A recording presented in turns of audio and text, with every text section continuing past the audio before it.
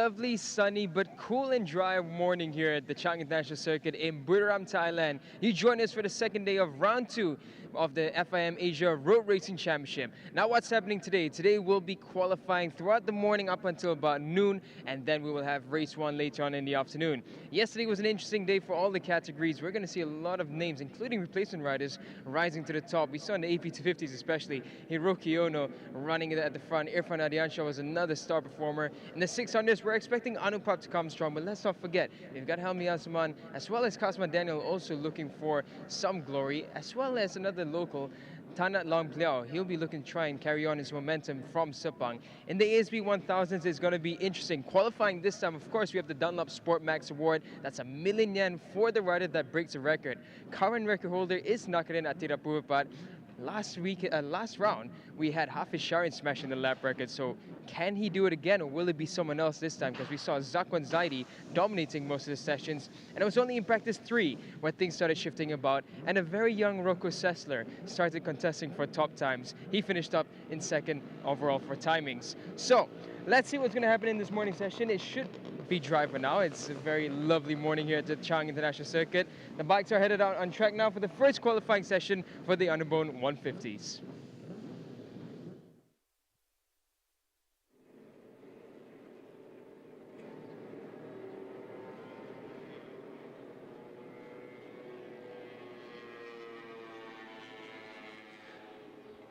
And let me add my greetings from the very elevated position of the commentary box here at Chang International Circuit. I'm Barry Russell, and together with Daniel, we'll be bringing you all the qualifying action this morning, going all the way through to midday. We're beginning with Underbone qualifying 1.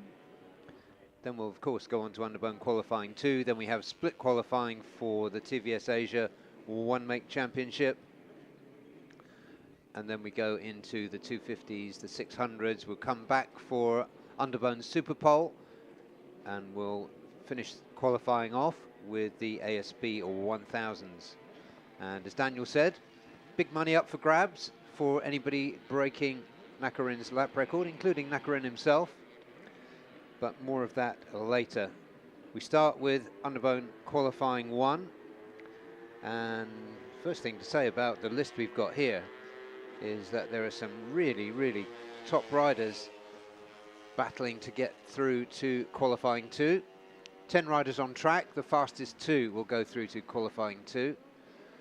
And the really big names there include Ahmad Dawizi, Ahmad Sahir, Akshal Ilham Safatullah, debutant last time out for Team One for All, but finished third in race 2 in round 1 at Sepang. Silmi Helsinki, another really quick new rider in for Team One for All. And then we've got Shafiq Rasol, Sirat Shauki, Kiki Suderman and Aditya Fauzi, the 2 Honda riders there. So this is a really good quality field. I should also mention Timothy Rojas is in there. He was going well yesterday. The Filipino, and Muzakir Mohammed, he was the fastest of the riders on combined time yesterday that are currently out on track, and he's on board the Vosges, and this speaks a lot to the progress being made by the AS25 Vosges team of getting those bikes competitive. He missed out going straight through to qualifying 2 by just a few hundredths of a second, so keep your eyes out on that machine. It's just out of shot on the right of the screen there. But that's Timothy Rojas on your screen there, the number 78. Just a 10-minute session.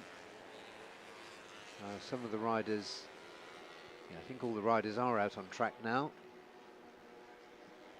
And Timothy Rojas, the first one to be putting a flying lap together. So let's see how he goes. He's coming in now into turn 12 to complete his first flying lap. He'll get another 2. Behind him is the 178 of Kiki Suderman.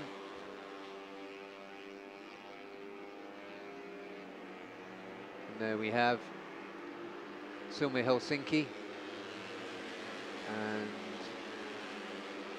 Akshal Ilam, the two new riders in for Team One for All. Team One for All normally only ran one machine, so they've doubled their manpower for 2026. Last year it was Pirapong, as it was for many years, Pirapong Nubimpeng leading the charge for the Japanese-based team, and he was the only Thai rider in this championship. Now there are no Thai riders here, only Malaysians, Indonesians and Filipinos. 195 is Ilam.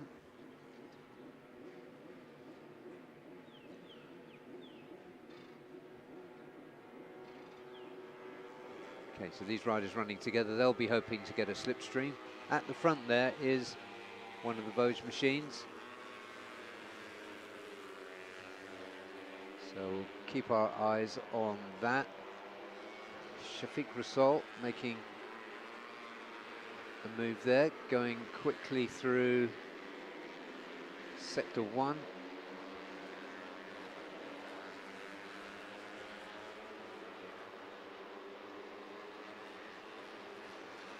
Aditya Fauzi, another of the top names. He's number 77 there. Sudaman running for JPNW SND Factory Racing. We often see him as the quickest Honda, although increasingly the UZ Asia team have been competing with them, and indeed did get ahead of them yesterday. Okay, Shafiq Rasool, number 22, going well here for Aon Credit JQK Cardinals.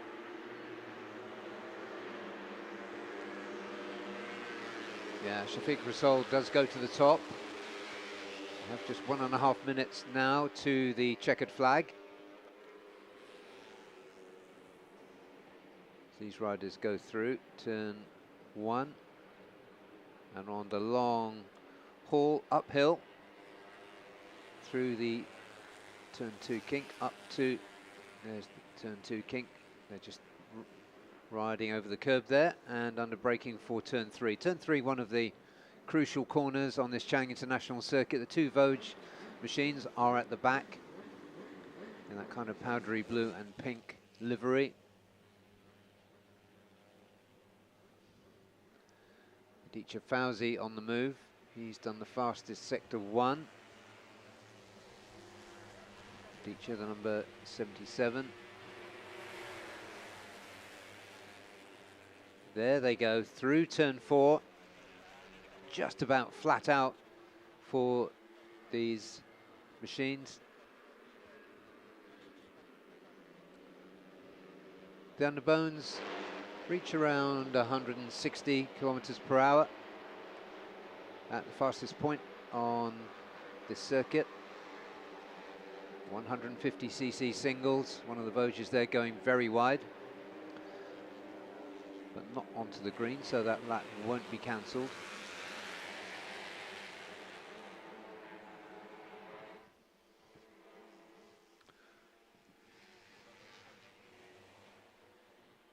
Aditya Fauzi still good, best sector 1, good sector 2.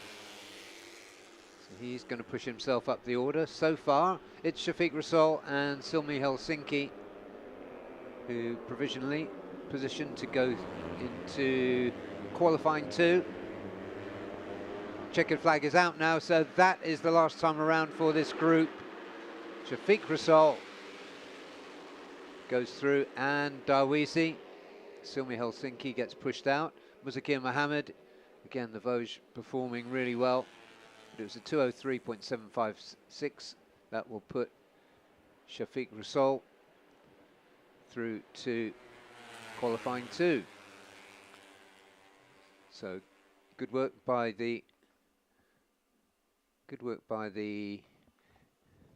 Cardinals machines.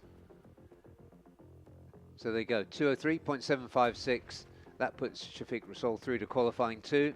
Ahmad Dawizi, Ahmad Samir for UZ Asia team on the Honda. The number 51 also goes through. Just missing out, Silmi Helsinki, Aditya Fauzi, Shirat Sauki, Afizi Supat, Akshal Ilham Safatullah for Team One for All, and Racetech Yamaha Philippines, Timothy Rojas was 8th quickest in that session.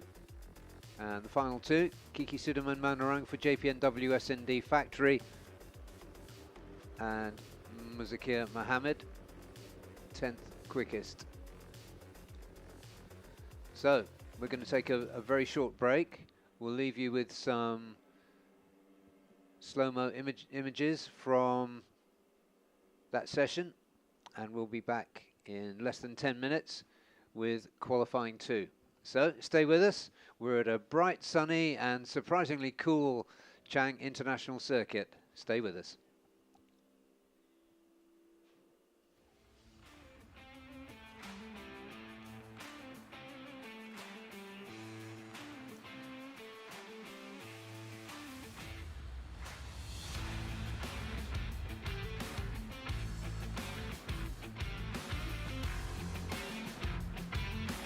Sorry.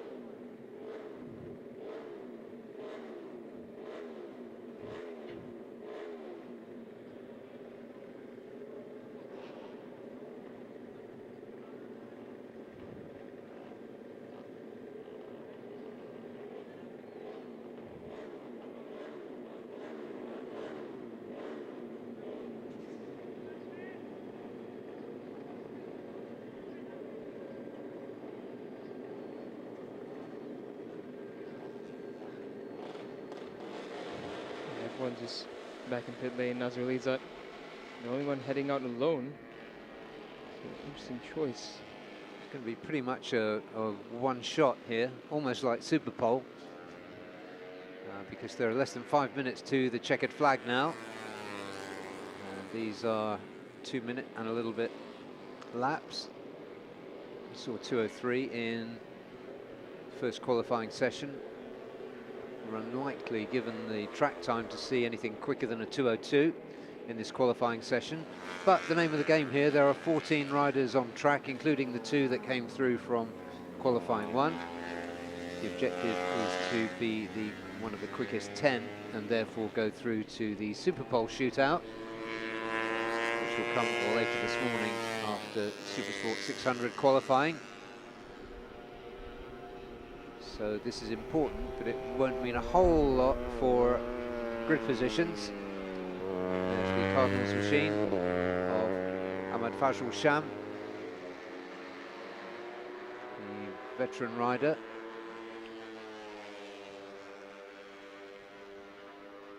And the rest of the field coming out now in a very leisurely fashion. They will only get one flying lap. These guys coming out now.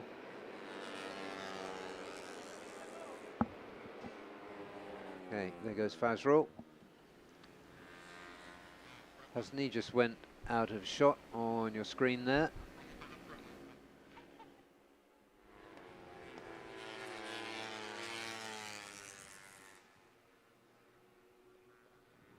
And no hurry there. There are very strict and, importantly, strictly enforced regulations here for riders in this category and AP250s to get a real move on.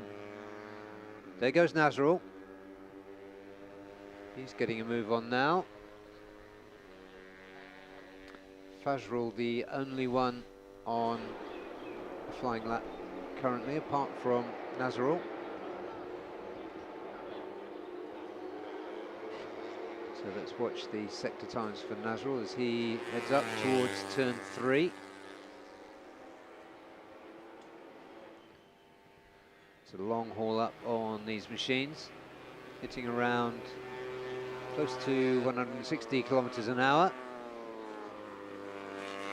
Which, if you've ever ridden one of these light machines at even 100, seems pretty fast, like they're going to shake themselves to pieces. But these are proper race-prepared machines. But nevertheless, to get that kind of speed from a 150 single is quite something. Nazrul very quick through sector 1, so he's doing what he needs to do. 2023 champion. Bad luck has been dogging him pretty much ever since he won that championship. By which I mean really mechanical failures, because even though he had an injury, the injuries have been caused by mechanical failures. So we're hoping for a really clean run for Nazrul to see what he can do once again in 2026. Absolutely a contender when everything is running right.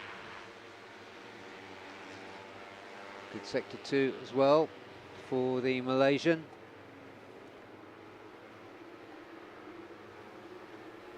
So he goes barreling down to final turn. Fajrul Sham just jumped to the top.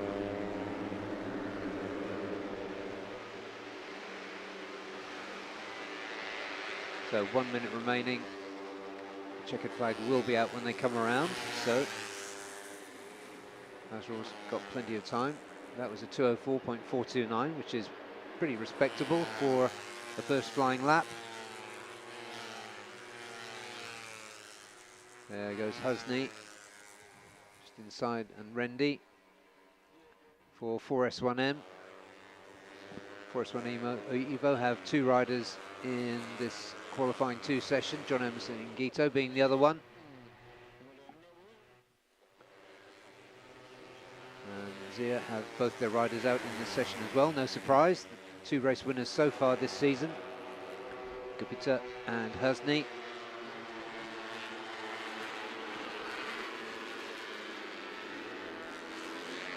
time a year ago was when Husney really started hitting his form, and his form was absolutely dominant. He went on to win the championship by 90 points, which is an incredible margin in a category this competitive.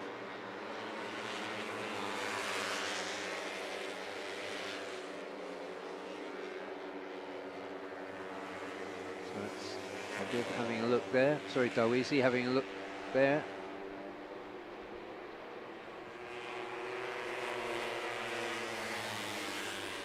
Rendi is number 129.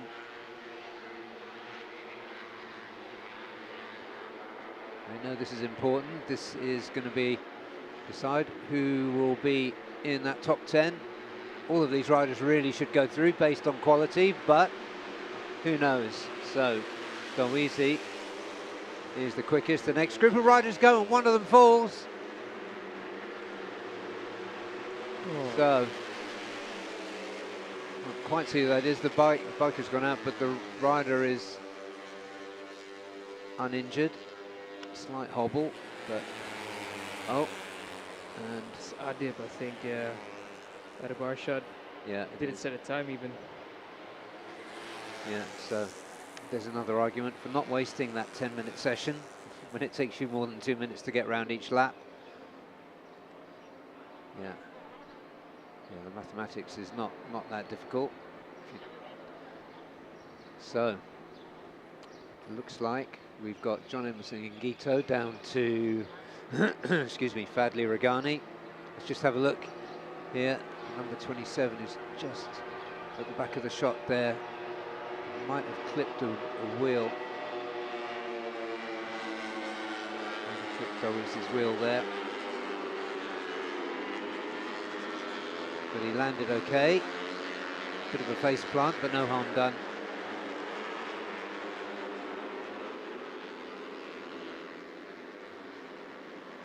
Yeah, So, unfortunate for Adib. He Yeah. started off the weekend well yesterday. yeah, he did, yeah. But he will not be going through to Superpole this afternoon. The rider at the top, though, for 4S1 Evo Yamaha is John Emerson and Gito, and that was a really quick time in such a shortened session, 2 minutes point 319. And then HS Youngstar Kawahara Race Tech 60's Dimash Julie at Moco. No surprise to see him second fastest. And then it was Shafiq Rasol, who came through from qualifying 1, third quickest. Then it was Nazarul Waiwaji Trilaksana, also for Race Tech 60. April King Moscado, who only was the last rider to qualify for qualifying 2. Decent session for him, he was 6th. And then it was Dawisi, Husni Zainal Fauzi. Then Rendi Odeng for 4S1M Evo was 9th, and the last rider through to Superpole, Fadli Regani for Yamaha LFN 969. Just missing out Ahmed Fajrul Sham, Cheryl Shazras, Gubira Krishna, and of course Adib Arshad, who had that crash at the final turn. So we will be seeing those top 10 riders later this morning after 600 qualifying for the Superpole shootout, so make sure you don't miss that. And we will take a break now, and we have 2-stage qualifying coming up next for the TVS Racing International Championship. So stay with us, we'll just show you a recap of that session, and we'll see you in 10 minutes for the first TVS session.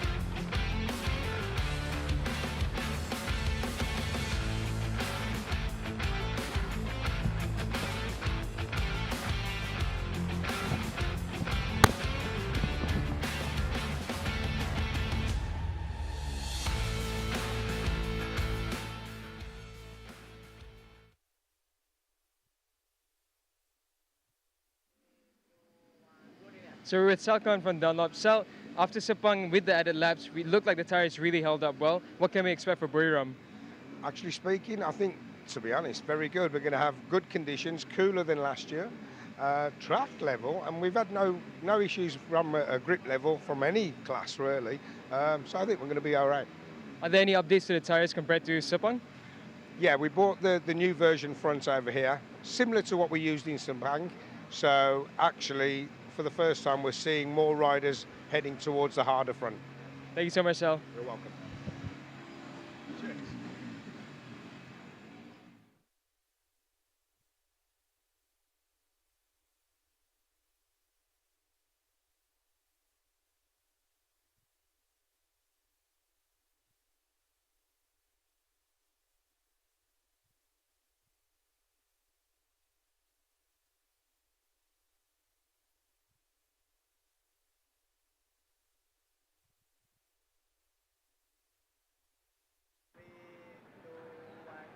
So we're at Team Tatara Aprilia with Kazuki Watanabe. So Kazuki, yesterday we saw a step-by-step improvement. Every session we saw the gap slowly getting closer and closer. Can you tell us what you guys have been finding?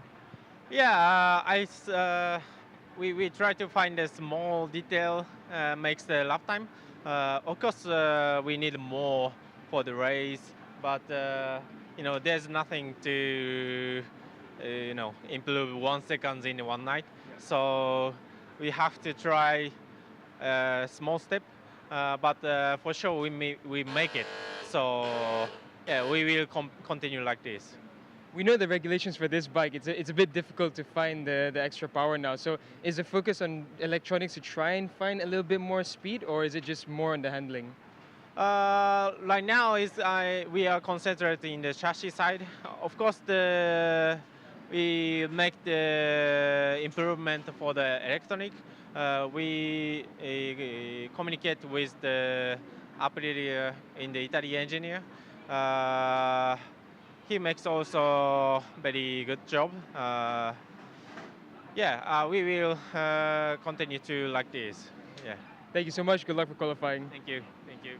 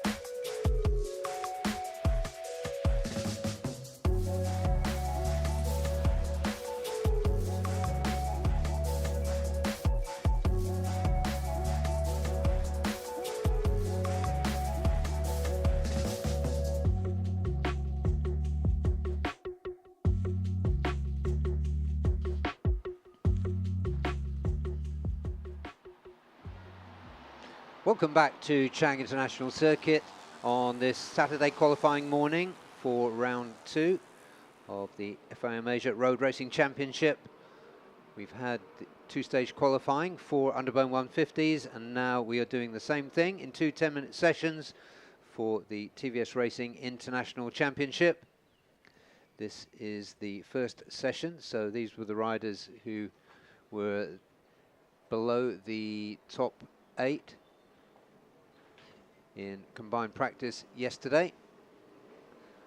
And so some of these riders as well quite new to the series, so it'll be good to see how they do. The quickest 2 will join the fastest 8 on combined times yesterday for qualifying 2, which follows straight on from this session. And the riders getting straight out on track on their out laps now. Number 5, although he didn't end up on such a great time yesterday, 5, the Filipino Leandro Paredes.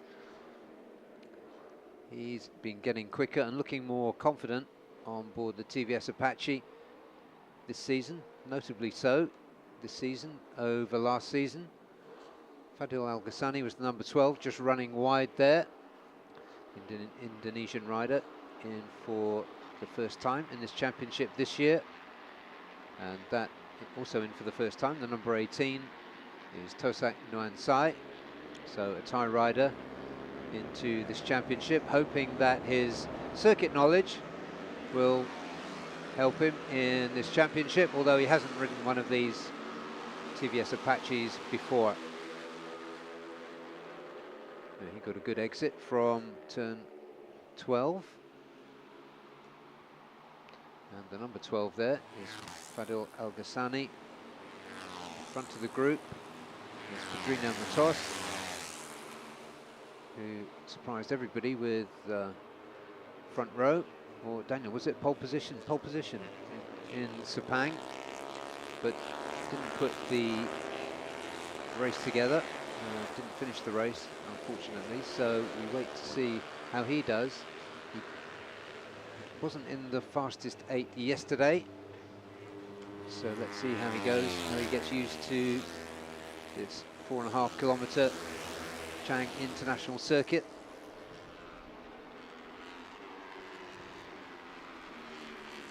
We are once again with Leandro Paredes. Also surprising in this first qualifying session is Chirant Vishwanath. Tyler King is number 14, new into TVS this season, a young New Zealander. Good to see him in and making progress in international championships. And this is TVS have been hugely successful in attracting foreign riders, so we have riders from not only from all over Asia, but also, as you can see, if you're well up on your flags, Pedrinho is Portuguese. Tyler, of course, is from New Zealand, but we also have John Lopez from Colombia, Indian riders and Malaysians, of course.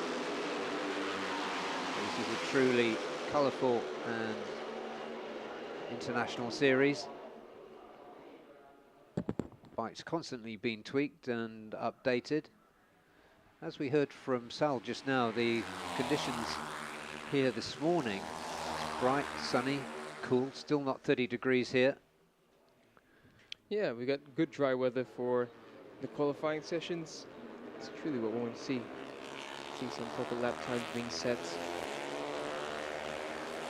Yeah, good for these riders who are here for the first time, like Tyler.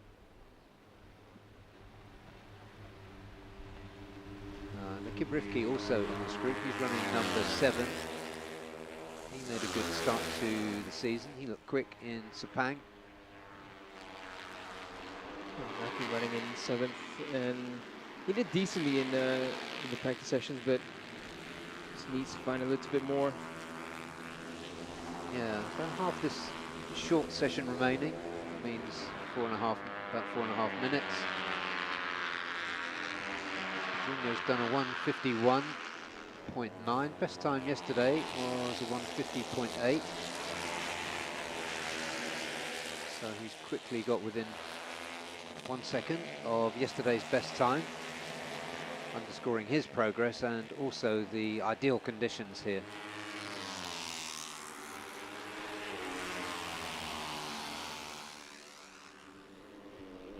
Yeah, Nakirski's making a really good move. He's going really quick through sectors 1 and 2, and it should be a really, really good lap from Nakirski. They should take him to the top. Comes across the line, 51.4. So he just misses out. Pedrino, yeah.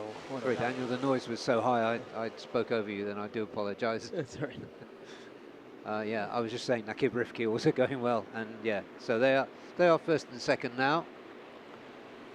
So provisionally occupying the positions that will take them through to qualifying 1B. Tyler going well too, 152.1 for the young New Zealander.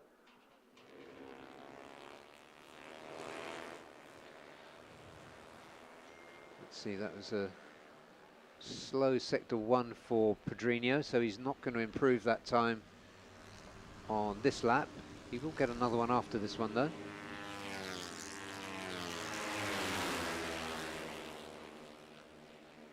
And problems for Leandro, we were following for a while there, but he's back in the pit.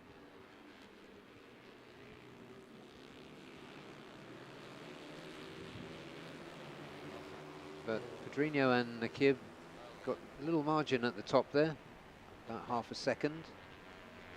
And speaking of Leandro, you have to think that this has to be a season where he starts to shine a bit, because he's been with us for a number of seasons now, but never just been quite able to land that finishing touch.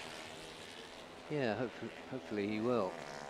Be good to have a Filipino rider coming to the top in this category. This would be good to have a New Zealander performing well. And Tyler King currently third, currently quicker than Chirant Vishwanath, who has a great record here in the TVS Asia Championship. Adel Al-Ghassani's on a really fast lap as well. He's going to shoot up a few positions. Oh, but only 6th best, so it's sector 3. He lost about a second there, so that's unfortunate. Could have been a really good lap. Yeah, Chirant moved up, although he's still 3/10 adrift of Pedrino and Nakib at the top. Final lap now for the TVS Racing International Championship. Or I think it will be the final lap. Might just make it run just in time. Yeah, let's have a look now at Tosak. He's the number 18 with the yellow helmet there. Should nearly had to sit up there as he went around 10.3. Tosak really looked like he knew his way around turn 3 then, so although and that was contact. Yeah, that was Tosak barging his way through. That's a bit aggressive. Yeah, need to turn that down just a little bit. This TVS Championship is very well managed, and in terms of rider etiquette, somebody will have a word with him about that for sure. A bit unnecessary going into turn 4. Well, not even getting into turn 4. Yeah. Tyler King isn't improving that. Nakabibki and Pedrino are both improving greatly on this lap as well. So they look to extend their advantage at the top. Yeah, they showed their quality right at the start of the season, didn't they, at Sepang? Sheen Kento's doing well. He's managed to find 4th so far. Best lap 52.1. They will make it round for one more lap, this group. Yeah. Okay. Oh, Nakib goes fastest now. 1 minute 50.919. Pedrino doesn't improve on this lap. Another 151.1 for him. It's only a 10th outside Ramdan's best time yesterday.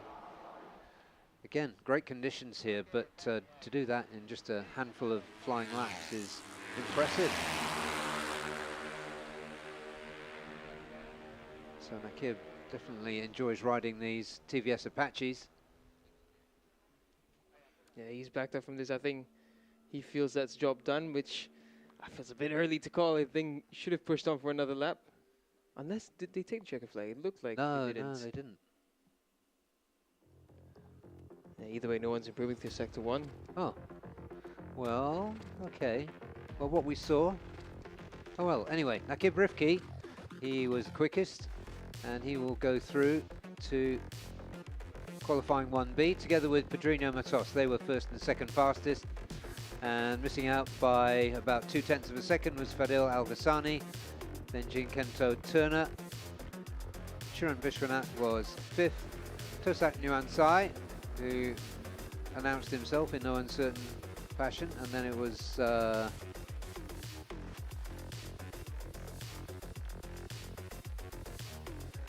right, it just I think the I'm not quite sure whether that session did finish or not. No, that. Let's just go back here. Okay, this was earlier in the session. Just watching Jinkendo Turner run wide and Tyler King come through. This was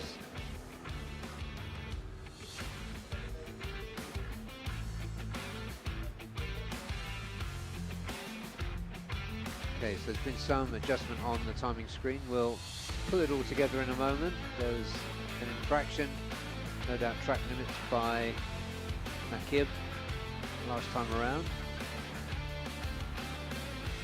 So at this stage, we've got Pedrinho Matos at the top, but while Pedrinho would, as it turned out on adjusted times, remain top, Nakib Rifki was going extremely quickly. Tosak also pushing, Tyler King pushing as well, but right at the end, Nakib did get ahead. That was a phenomenal time that he recorded, but it wasn't quite fair. So in fact, while it looked as though it was a done deal that Nakib would go through together with Pedrinho, in fact it's Pedrinho and Fadil Al-Ghassani through to qualifying 1B. Apologies for the slight confusion there, but here we go. 151.142, officially the fastest time. Fadil Al-Ghassani just a couple of tenths slower, and then Nakib Rifki just missing out, and then Jinkento Turner, Chiran Vishwanath, Tosak Nuansai, Tyler King, and Leandro Paredes, who clearly had a problem in that session. So we're going to take a short break. We'll be back in about 7 minutes from now with qualifying 1B, where everything is to play for the top 10 grid slots. We'll see you in just a few minutes.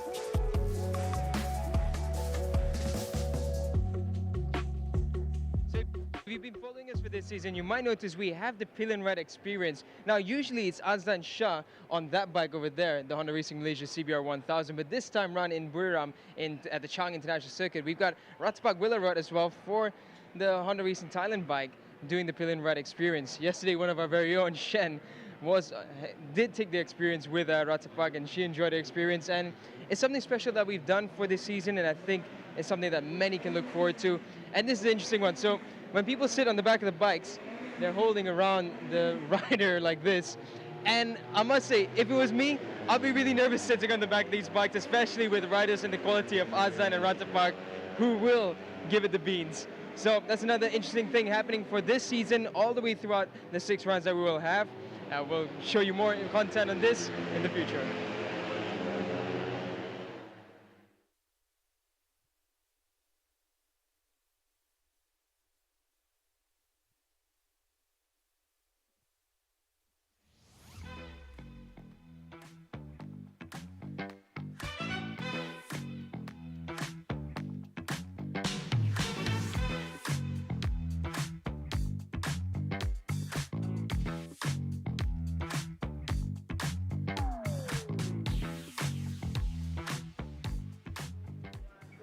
So with Izam Iqmal from the Supersport 600 Victor Racing. Izam, everyone is expecting a bit of a surprise for you again this round, but unfortunately in practice 1 especially, we noticed that you seem to struggle to get the bike to do what you want. So can you tell us what happened? So about the FP1, we start from zero again compared to Sepang. We need to find the more data, and yeah, we see about the timing. For session it was 43 I make, and now coming better for FP2 42, and FP3 we quite good. We are almost there like 40, but everyone already make 39. But in qualifying we have a qualifying tire. I hope I can go in 39 high or maybe 40 low, and we will see what happen about the race, and I hope I can give more data in the team. So it's going to be difficult because you only have qualifying this morning and then the race. So will you be trying something different for the qualifying? For sure. Me like gambling, you know. What happened is what happened. And I hope we'll be good in the race. And we will see what's going on in the race. Yeah. Thank you so much, Izam. Good luck. Yeah, thank you.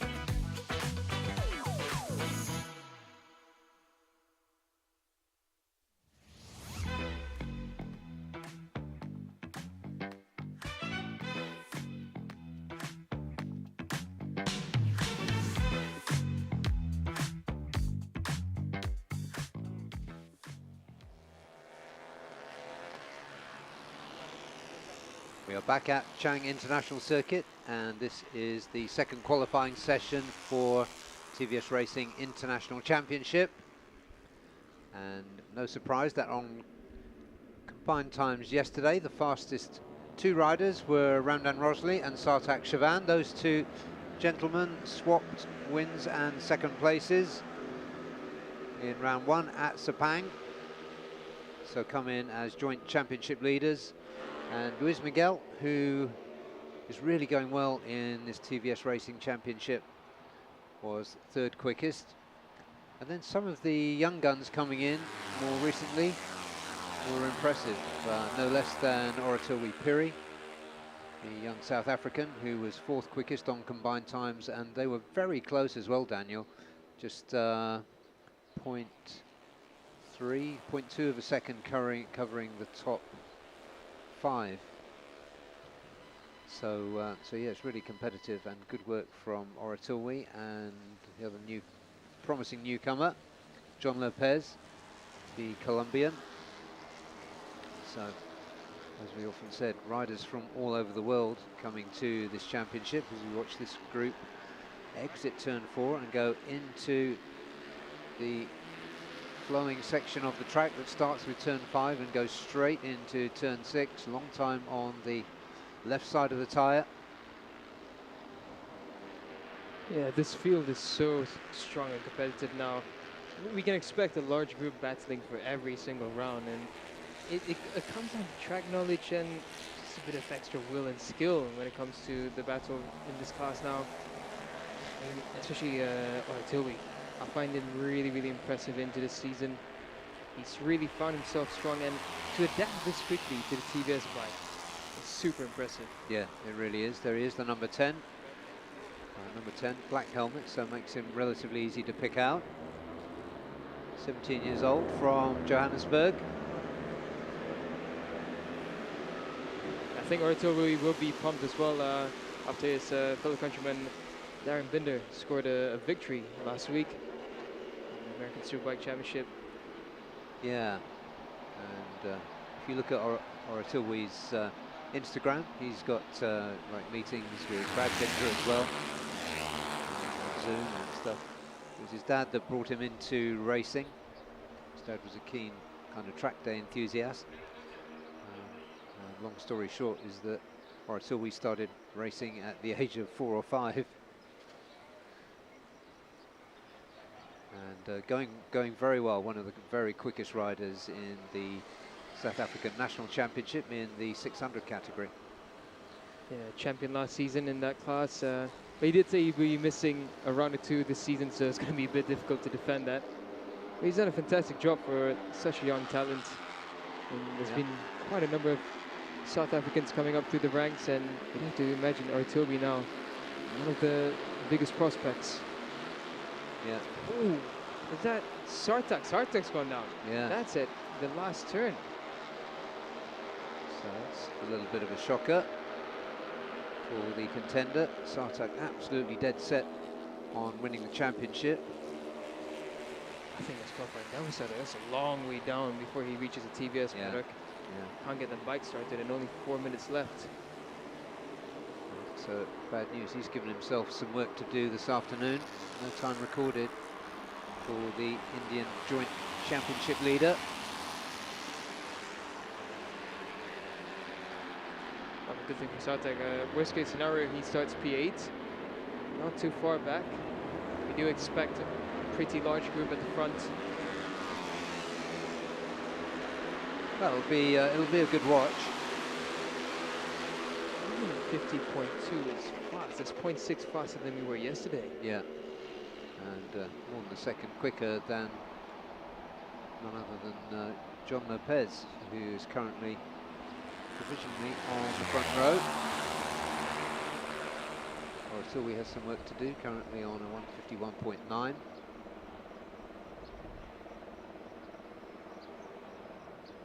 Luis Miguel has just gone quickest through Sector 1. It's a really fast Sector 1 from Luis Miguel. He's got the right amount of slip going through there. Yeah, it's a 25.6. Yeah, that's easily the fastest time through Sector 1.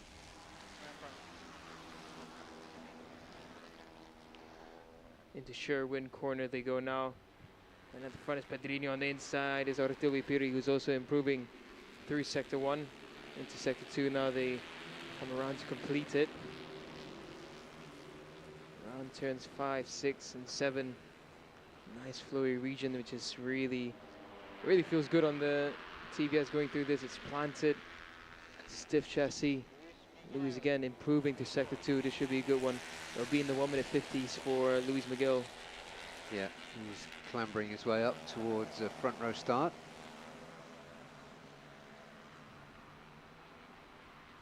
We lost a bit of time in sector 2. Pedrinho again improving there, so that's a really good one for Pedrinho, but I think Luis Miguel's going to be a bit quicker on this lap. There he is now, number 3, the Spaniard. Yeah. Toby leads the pack. Luis Miguel gets a bit of a slip and a drive. He goes second fastest. Yeah, so Ramdan, Luis and Pedrinho, top 3 currently. Until we did 51.331 that time around. So provisionally leads the second row, and he's put himself ahead of John Lopez. Following them, we've got Fadil Al Ghassani and Rakshit Sahari Dave. The Indian rider with a best time of 1:51.854, and unfortunately for Sartak Chavan, he is out of this qualifying session. So we'll have to start from P8 in race 1 this afternoon, which will be getting us going at 12:30 local time. So another very quick sector 1, the best sector 1 so far from Ramdan Rosley. Rakshit also doing well through sector 1, although not probably good enough to lift him up any further than the outside of row 2. Or until we looking determined in that group, but it's a little bit more of a race. I think that's John Lopez who's gone wide, the number 9. Pedrinho Matos, who had a pretty mixed day yesterday and had to come through qualifying 1A. Looked as though he got his circuit experience, reflected on it overnight, and he's come back really quickly today. 1:51.2. His best time so far. But Ramdan and Luis some way clear. Okay, here they come again. There's 12 seconds remaining, so these riders will just get another flying lap in. So we're not done yet. Ramdan consolidates his position at the top. No improvement that time. It's Ramdan and Luis. Pedrinho, Oratilwi, John Lopez, Fadil and Rakshit.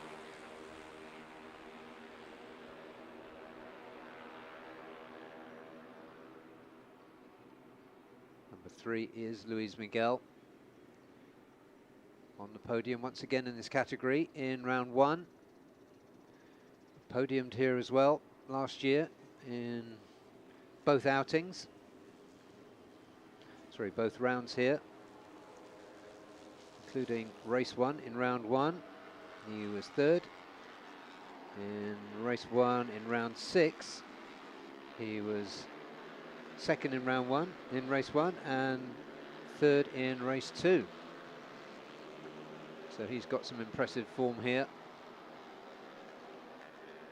Oratilwi, John Lopez improving on this lap. He's going to lift himself up above Oratilwi by the look of it on this lap, if all goes to plan. And as we said, the checkered flag is out now. These riders just got through a few seconds before the checkered flag was waved.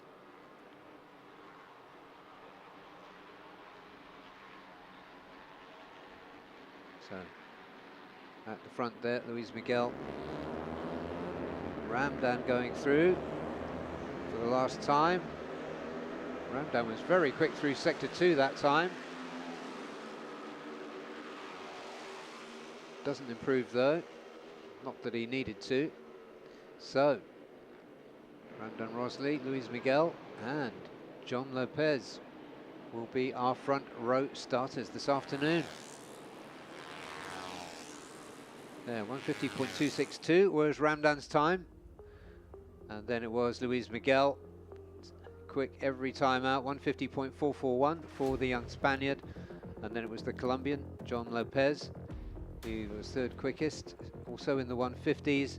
And then Pedrinho Matos will lead the second row from Oratilwe and Sartak, by virtue of his combined time yesterday. And then it's Fadel Al-Ghassani, Rashid Chahari Dave start 8th. And that wraps up qualifying for TVS Racing International. We'll just have another look at that with a quick recap before moving on to the AP 250 qualifying. Qualifying going all the way through to midday here at Chang International Circuit. The weather remaining cool, calm and cloudy, but the clouds are not worrying clouds, they're just keeping the sun off. So really quite perfect conditions. Air temperature's still not quite at 30 degrees. Let's take a look at that qualifying 1B session once again.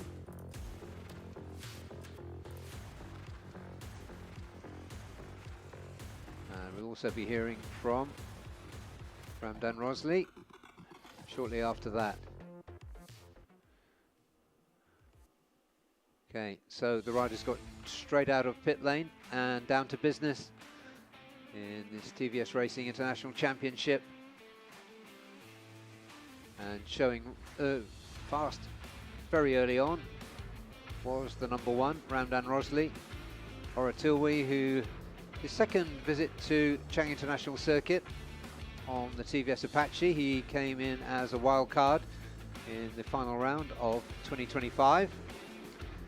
So he did bring with him some circuit knowledge as well as some bike familiarity, and went well yesterday and went well again in qualifying 1B today. As the time ticked down though, Ramdan consolidated his position at the top, and John Lopez made his presence felt as well. Pedrinho Matis looked like he was threatening at one stage, up to put himself on provisional front row. Oratilwe also threatening just behind him. And number 3 there, Luis Miguel. Something of a veteran here now at Chang International Circuit. The young Spaniard, very, very quick wherever he goes. Expect a podium or possibly even a win from Luis Miguel this afternoon. Ramdan and Sartak are the joint championship leaders, but Luis Miguel is not going to be very far behind them. And then we have the emerging spoilers, Pedrinho, Oratilwe. But on our front row this afternoon, it's Ramdan, Luis Miguel and John Lopez. Okay, so I think we're ready to go down to have a word with our pole starter, Ramdan Rosley, who is just about with Daniel. The view there you're looking at is from turn 12 down towards turn 1, with the grandstand above the pits. And as everywhere, if you can see right in the middle and towards the bottom of your screen, the electronic checkered flag showing there, like all the world's top circuits now, you have digital as well as manual flagging. But conditions absolutely ideal here. Rain's been on the forecast every day.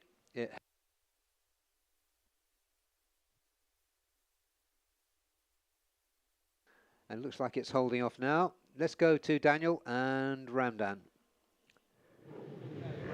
So Ramdan, on the second flying lap, you set the fastest time on the weekend for the TVS Asia 1 What was different in this morning's qualifying session compared to yesterday? Of course, today was feeling much better compared to yesterday regarding the suspension. But honestly, I'm not attacking a lot on the second lap because I was trying to understand the bike, the character of the bike. Because yesterday I was riding not my bike. So just today I get the feeling and then I try to understand. But honestly, I can still improve another 1 second. So I just keep this feeling to bring on the race. Then let's see in the race one today. Are you satisfied with the setup now after qualifying, or will you take a gamble for the race? At the moment, I will stay with the same setup because I'm not riding 100%, just still 50% to push. So I will keep this suspension to race in the race one. So let's see. Thank you so much, Ramdan. Good luck.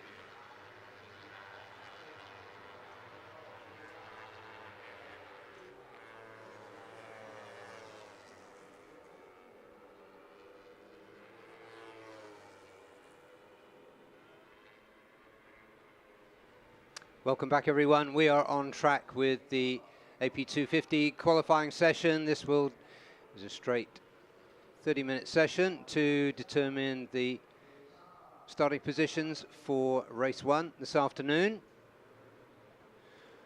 Lots of drama and surprises, replacement riders giving us all sorts of excitement yesterday.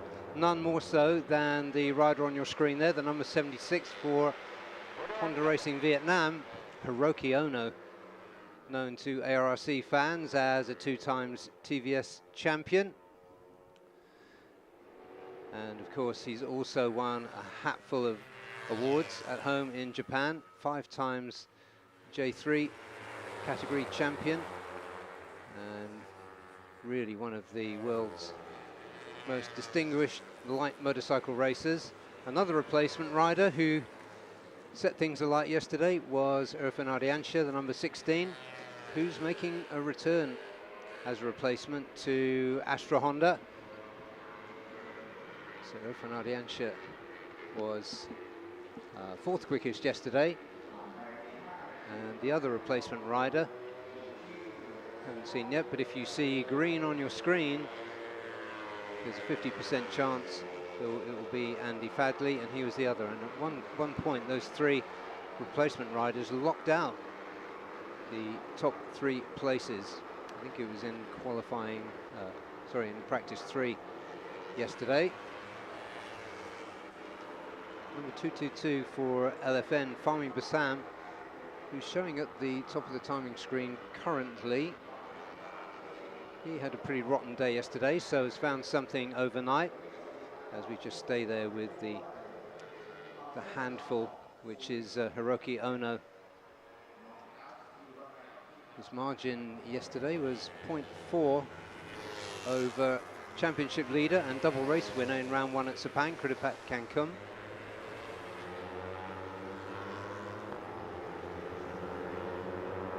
Number 18, they're looking around, is Nguyen Hu Tri,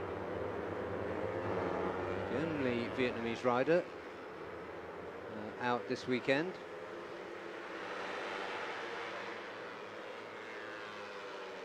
So there he is, on number 18, being followed there by the bike that would normally be piloted by his countryman, Viet Tuan, but Viet Tuan picked up a leg injury racing in Japan.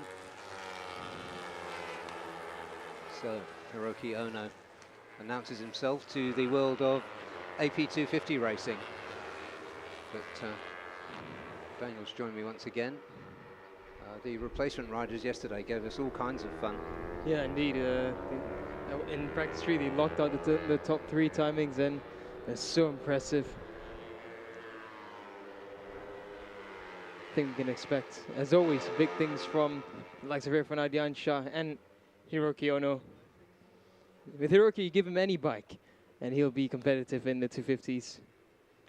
Yeah, absolutely. And Andy Fadley being the other one on the Kawasaki. That's the best we've seen from Kawasaki for a while, and the best we've seen from Andy Fadley for a while, who's had a long battle back from injury, but really looks in fine form now, and has got the better of that machine, Kawasaki, which is a handful, carrying the extra weight. What is that? Around 15 kilograms extra?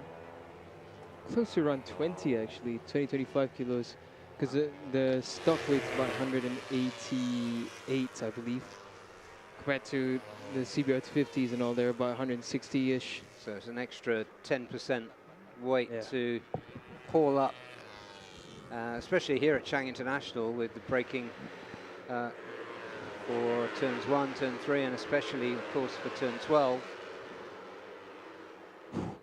And we have the fastest time of the weekend by none other than Hiroki Ono, 151.3. Andy Fadley, 151.8. 151.8 would have been enough for second fastest in combined practice times. Yeah, so in case you were wondering what those 3 stars mean, they are replacement riders. Looking at, I'm not sure if you can see them on the TV screen. But Hiroki Ono and Andy Fadley are replacement riders, and they are 1 and 2.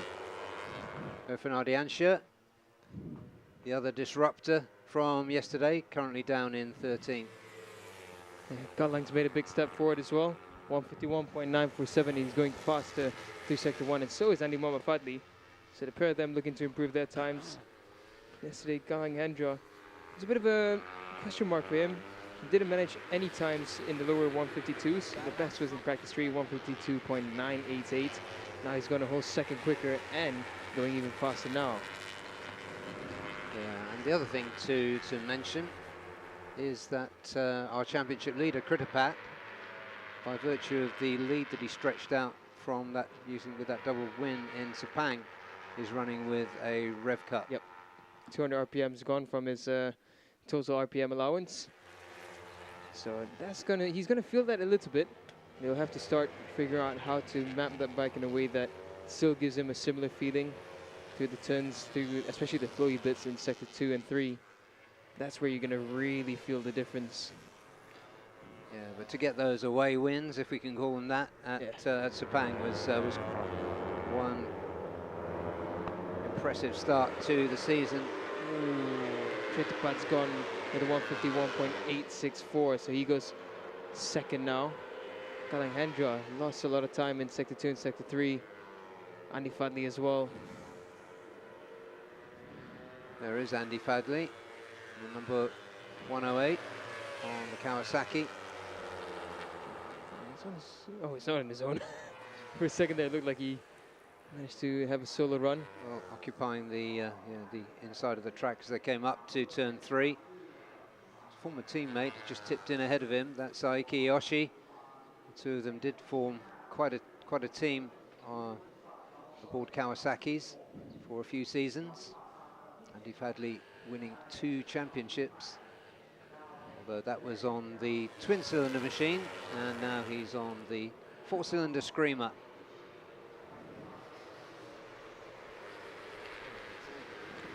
So we did see him last night, and he looked in really good spirits, didn't he? Yeah, he seems really happy with how things are going. He was telling me that the bike feels a lot better than the last time he rode it. So Antares has done a fantastic job with this team, putting in the right work, and yeah, Galang unhappy there. Well, yeah, Galang was trying to get up the other side of him, and he looked round at the wrong side. So a little bit of confusion there, but no harm done. But suffice to say that Galang Hendra really looks like he's got the bit between his teeth now. Yeah, I think Galang knows that he needs to make up for a bit of lost, a missed result by his standards in round 1. Sepang would have been a round where we expected Galang to be pretty strong, but it just didn't come together for Galang. So he knows this is the time to really start getting the results in. We've got 5 rounds more, including this one, so it's still plenty of points up for grabs. Yeah, Kritapat has banked himself 51.405. There he is, the number 39. He's not going to improve that on this lap. He's looking for track position. Hiroki Ono did 4 laps, clocked in his best time on the 3rd lap, and there he is now, right on cue. And he's complaining about chattering from the front. So a 51.3 with a front feeling that's not what he wants. Yeah. So imagine what he can do when the front starts responding the way he likes. Well, it tells you something about the rider, that he's always looking for improvements. Whether it's the bike, with himself. I'm just amazed at how his hair looks immaculate after 4 laps. Yeah, that's just not right. It's the only thing I don't really like about him. But yeah, Kritapat seems to be handling that rev cut okay. 51.4 would have been the quickest time in practice yesterday.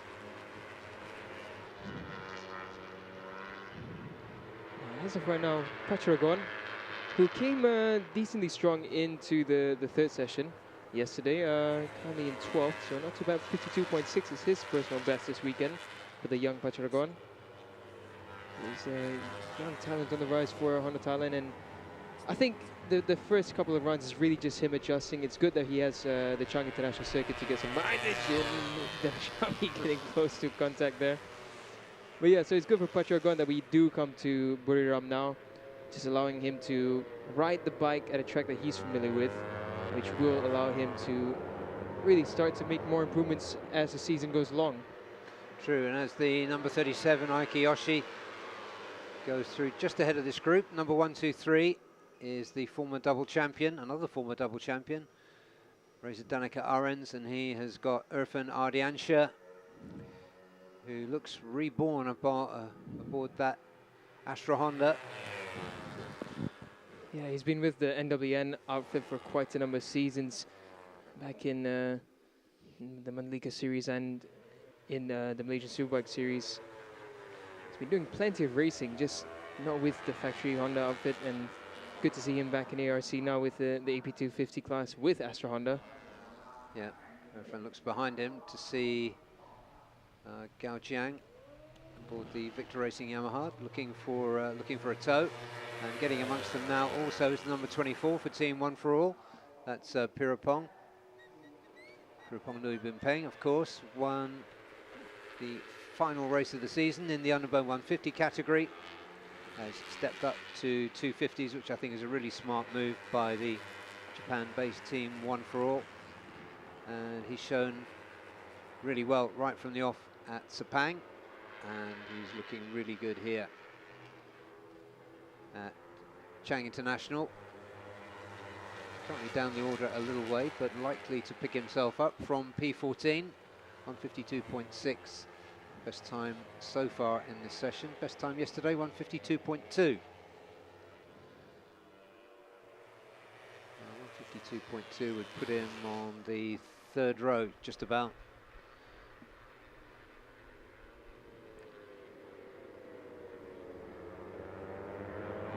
Fahmi Bassam, who made a good start to this session, improving on this lap. Sector 3 is where Fahmi lost a bit of time. It's a decent 52, but it's not going to be enough. Tiranai has improved up into 9th. Getty Salim has been a bit silent in the session. He's down in 20th, 2 seconds adrift.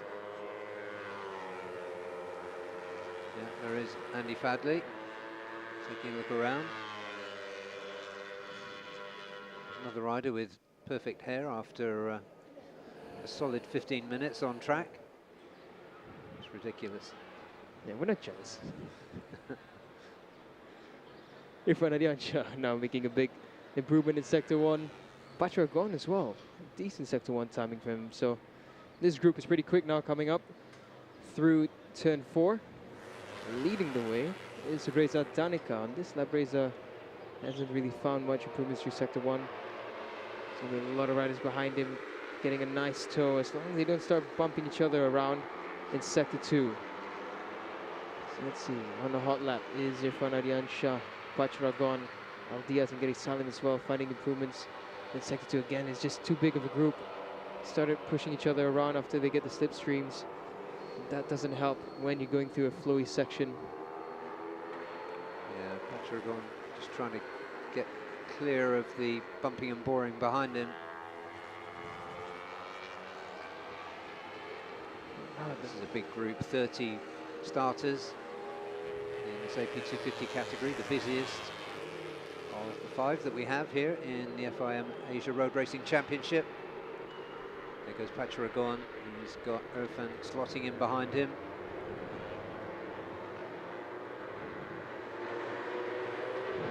There's Gao Jiang hanging in there, number 11. Yeah, Irfan does improve. Irfan goes 4th fastest with a 151.843. So that's Irfan's personal best this weekend so far. Aikiyoshi, he's actually been up in the top 10 for quite a while now, top 7 actually. Yeah, looking at his body language, there he is, the number 37, just going through to the right of your screen. Looking more confident, I thought, earlier in this session, more aggressive. Yeah, last night he was messing about with Kito Abe's bike, his teammate, jumping on top of it, and Kito's caption was saying, "Give me my bike back." Yeah, one rider that hasn't yet exploded onto the results yet is Rish Takahira. Yeah, seems like he's having a bit of a struggle. Danashami as well in this session. Mind you, they're only a second and a bit off, but in the 250 class, a second is quite tough to find. Currently between the top 12, they're gapped under a second. Yeah, some of the riders improving. Shin Zhang moved himself into the 153s yesterday. 52s as well once. Yeah, one in the 52s, yeah, but looking comfortable in the 53s. There is Rish Takahira, the number 44, the yellow boots. Irfan really twisting around and looking behind him. Fami is on a good lap. Pirapong as well, not on a bad lap himself, so the pair of them looks like they're going to improve quite a bit on this lap. Pirapong goes on the outside of Aiki. Rish Takahira behind them, which isn't really improving on this lap, so let's see where Fami finds himself. Fami goes third quickest. Pirapong Ugumpeng goes 12th, and now we have 13 riders under a second. A lot of improvements. Such a tightly gapped field. Yeah, Rish Takahira looks as though he's ready to pull the pin. Shota Yokoyama also found some good improvements on that lap.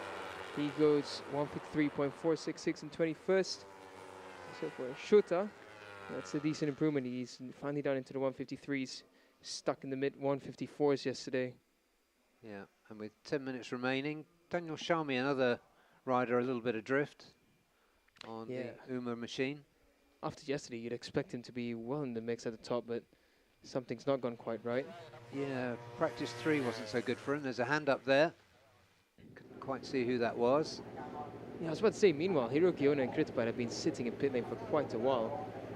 And looks like now Hiroki will come up for a final push. And if they've sorted out that front, I wouldn't be surprised if we see a sub 1 minute 51. Yeah, so he started the season as rider coach for Honda Racing Vietnam. And round 2 finds himself in the role of rider.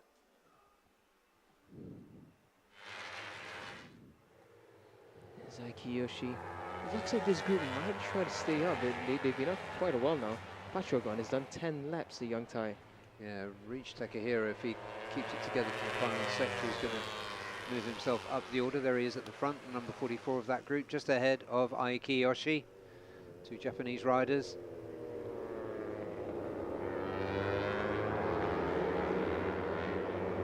Pirapong peels in. Some of the riders coming in. Yeah, Fami and Irfan. Including Fami, yeah. Gary Salim does finally make his way up, so he goes 16th. The gaps, not much in the top 17. They got like 1.09 to the top. That's amazing. Yeah. Takahira moved himself up to 15th. Still underperforming by his standards. Fraser Danica having a decent session so far. Contemplates the positions of everybody else before he'll have another short stint before they finish. Look at Hiroki playing mind games already as a replacement rider, and he's already impressing so much. But I can imagine he must be thinking there's going to be quite the fight. I mean, this is the tightest group I've seen in AP 250 for a long time. We got within 1.2 seconds we have 18 riders. Everyone's on the pace right now. And that's why with Dan Shami, we see him in 18th, but it's not really a slow time by any means. 52.4. Yeah, Chandra Hermawan, another one down in 14. Panjaru for Honda Racing Thailand.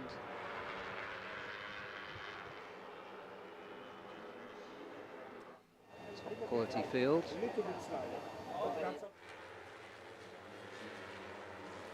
Panjaru has done a decent job this morning, I think. 52.1. Young, talented Thai rider. There he has. They're coming for NJT. Much, until this round anyway, the much missed NJT for the last season. Yeah, I wonder whether NJT thinks of sending Pachargon in for Motegi as well at this point. He's done it well. He's done a good job. It would make sense, wouldn't it? Yeah. If you're listening. Ooh, Pirapong has gone 7th now. Pirapong improves. He does a 151.9. The top 8's all lapping below 152. Yeah, it's quite a crowded group, that. The gaps just become slimmer and slimmer between the top 21. It's unbelievable. Hiroki and Kritpat finally do come out. Tiranai and Panjaruk as well come out.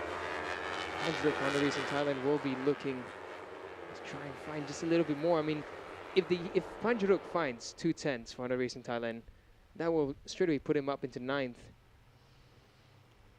210s is, it sounds like a small amount, but you'd have to have the perfect slipstream in Sector 1, a clean run in Sector 2, and a really good drive in Sector 3. Yeah, it's so competitive. Just over a second separating 18. I think this is the tightest we've seen it in AP 250, and it's always super competitive, but not with that much depth. This is unbelievable. Yeah. It's fantastic. The regulations working an absolute treat. So Kritapat now for a second and final run with Hiroki Ono as well coming out.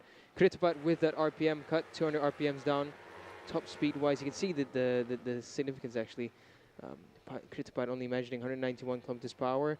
In comparison, Fami Basam 195.7, both on the Yamaha R3s. Yeah, interesting little Japanese tussle at the front of this group, although Reach Takahira has just dropped back. I think he's going to try and get a fast run out of turn 12. Utri goes very wide there, hand up in apology and thumping the handlebars in frustration, because that lap will not count. Dennis Shami was unhappy with Utri there, and both of them not going to be best friends after this. They won't have a cup of tea. So Rose Danica, of course, is going to come out. Yeah, he's just come in. Yeah. Oh. So Reza session's done. Came in a few minutes ago. Maybe not. He's done 10 laps, a 10-lap stint. Couldn't find much of an improvement. Yeah, I was mixing him up, I think, with Irfan. Chandra's making a move now through Sector 1. Decent improvement. It's not really the fastest Sector 1 we've seen, but it's an improvement for him. Got put up on Louis Bimpeng in pit lane now as well, contemplating whether to go out or not. Reza, I think, will go out just for a practice start at the end of this. Hiroki Ono has come back in. Hiroki Ono has come back into pit lane, so Hiroki, I think that's session down for Hiroki, unless he's going to just do a quick 1 or 2 clicks on the front forks. That could be session done for Hiroki Ono. Kritapat stays out. Chandra in Sector 2 did not improve. Panjaruk for Honda Racing Thailand is doing good. 26.229 in Sector 1, so look out for the young Panjaruk. And Kritapat not threatening Hiroki Ono, but less than a 10th behind him. I'm sure he'd dearly love to start from pole position in his home race. But what has he got? Well, he's got a rev cut, we know. 3 minutes left in the session. Andy's decent on this lap. He's improved through Sector 2. Look at how Andy lunges into turn 14 there. Sorry, turn 12. Pirapong and Ko come back out. They might have one flying lap and then a practice start. Yeah. Andy finally comes across the line. It's a 52 this time, so too much traffic there for Andy. Yeah, 4 riders coming out now. They'll come out just at the back of this group and ahead of the next one that's coming in. The ones that came out, Hiroki Ono, Reza Danica, Irfan Adiansha, and Pirapong Louis Bimpeng. They might just get one flyer in this. 2.5 minutes left. Top speed so far, Irfan Adiansha with 201.5 kilometers per hour. Yeah, Pacharagon making a nice move up the inside of Andy Padley to give himself a clear run through there, through turn 3.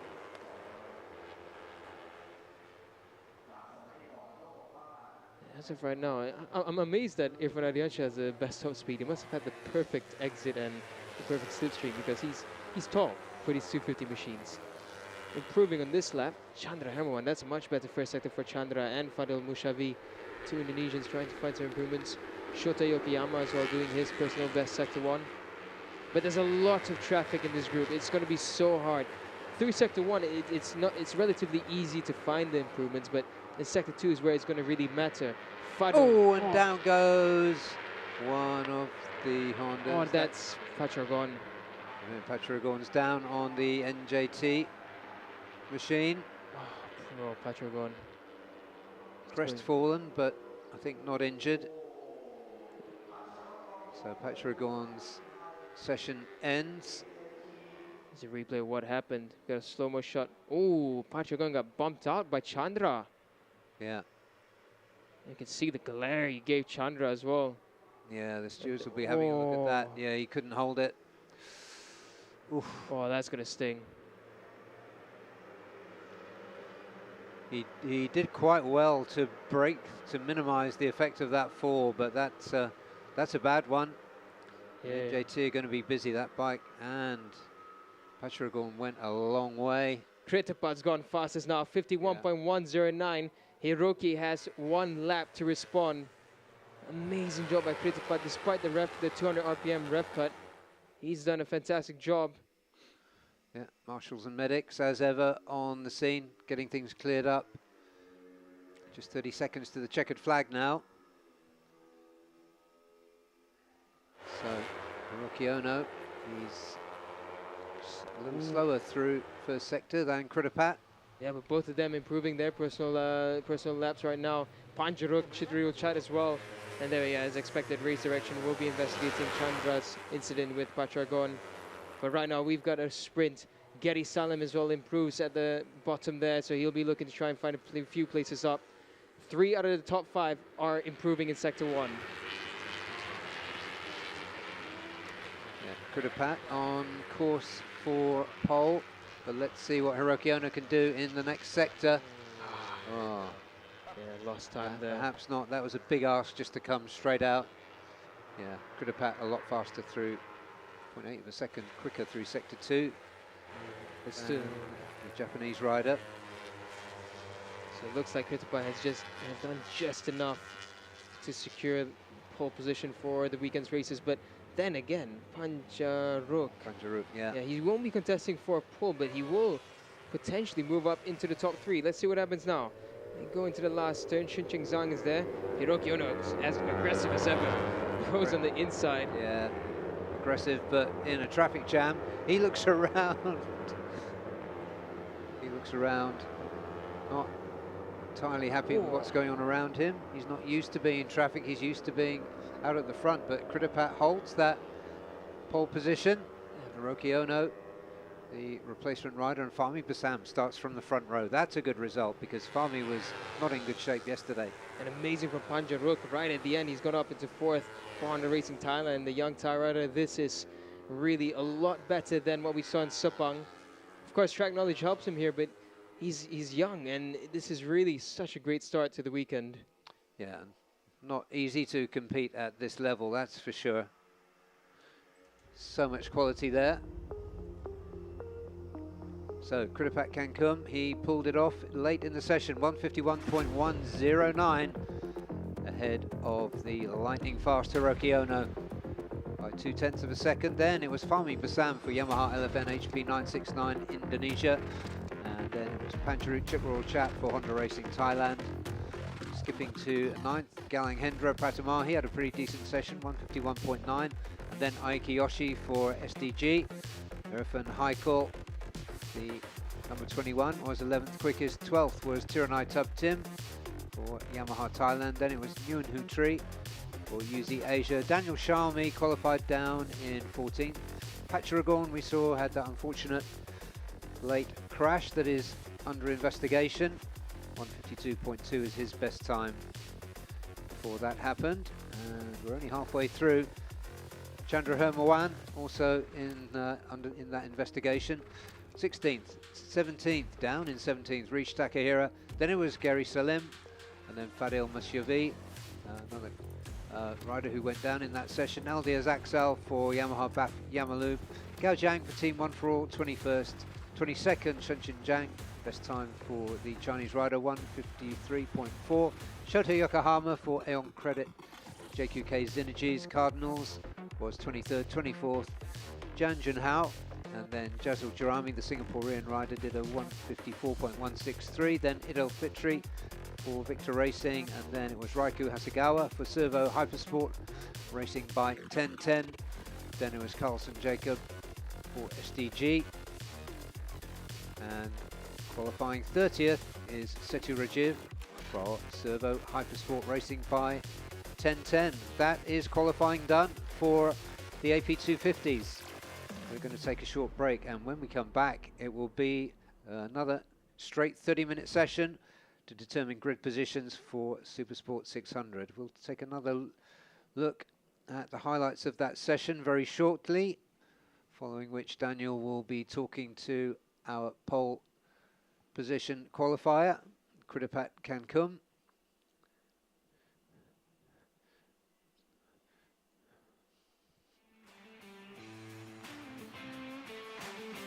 There's Daniel Sharmi for Uma Racing.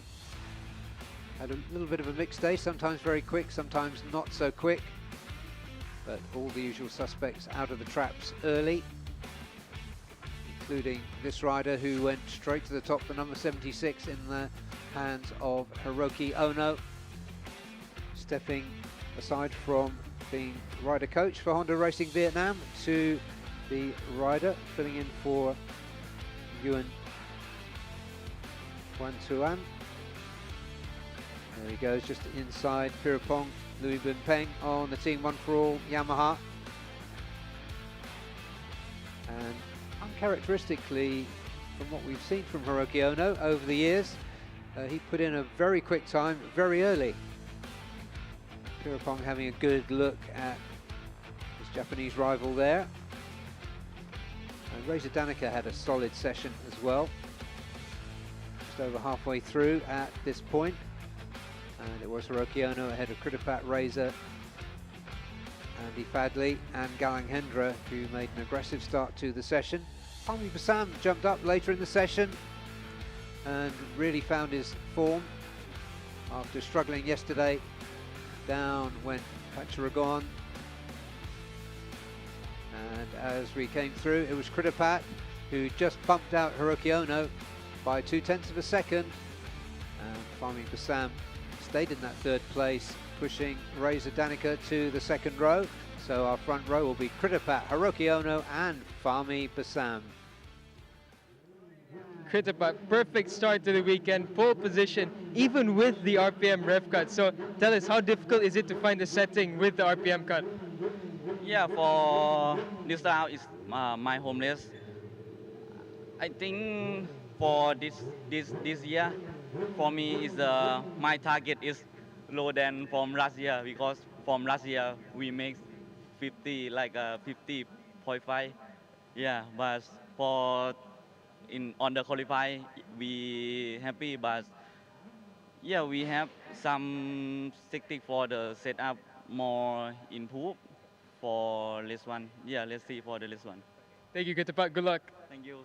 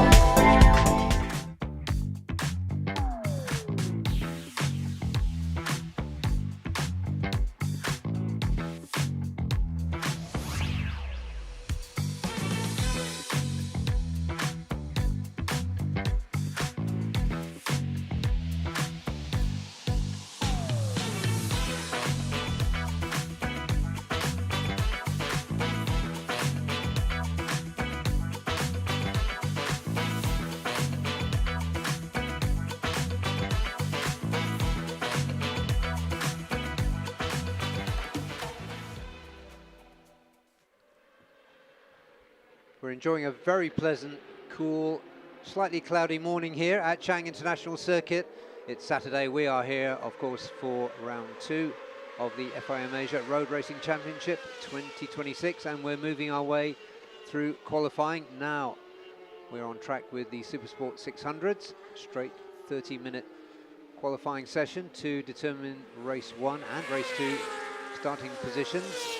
Race 1 this afternoon and race 2 on Sunday afternoon.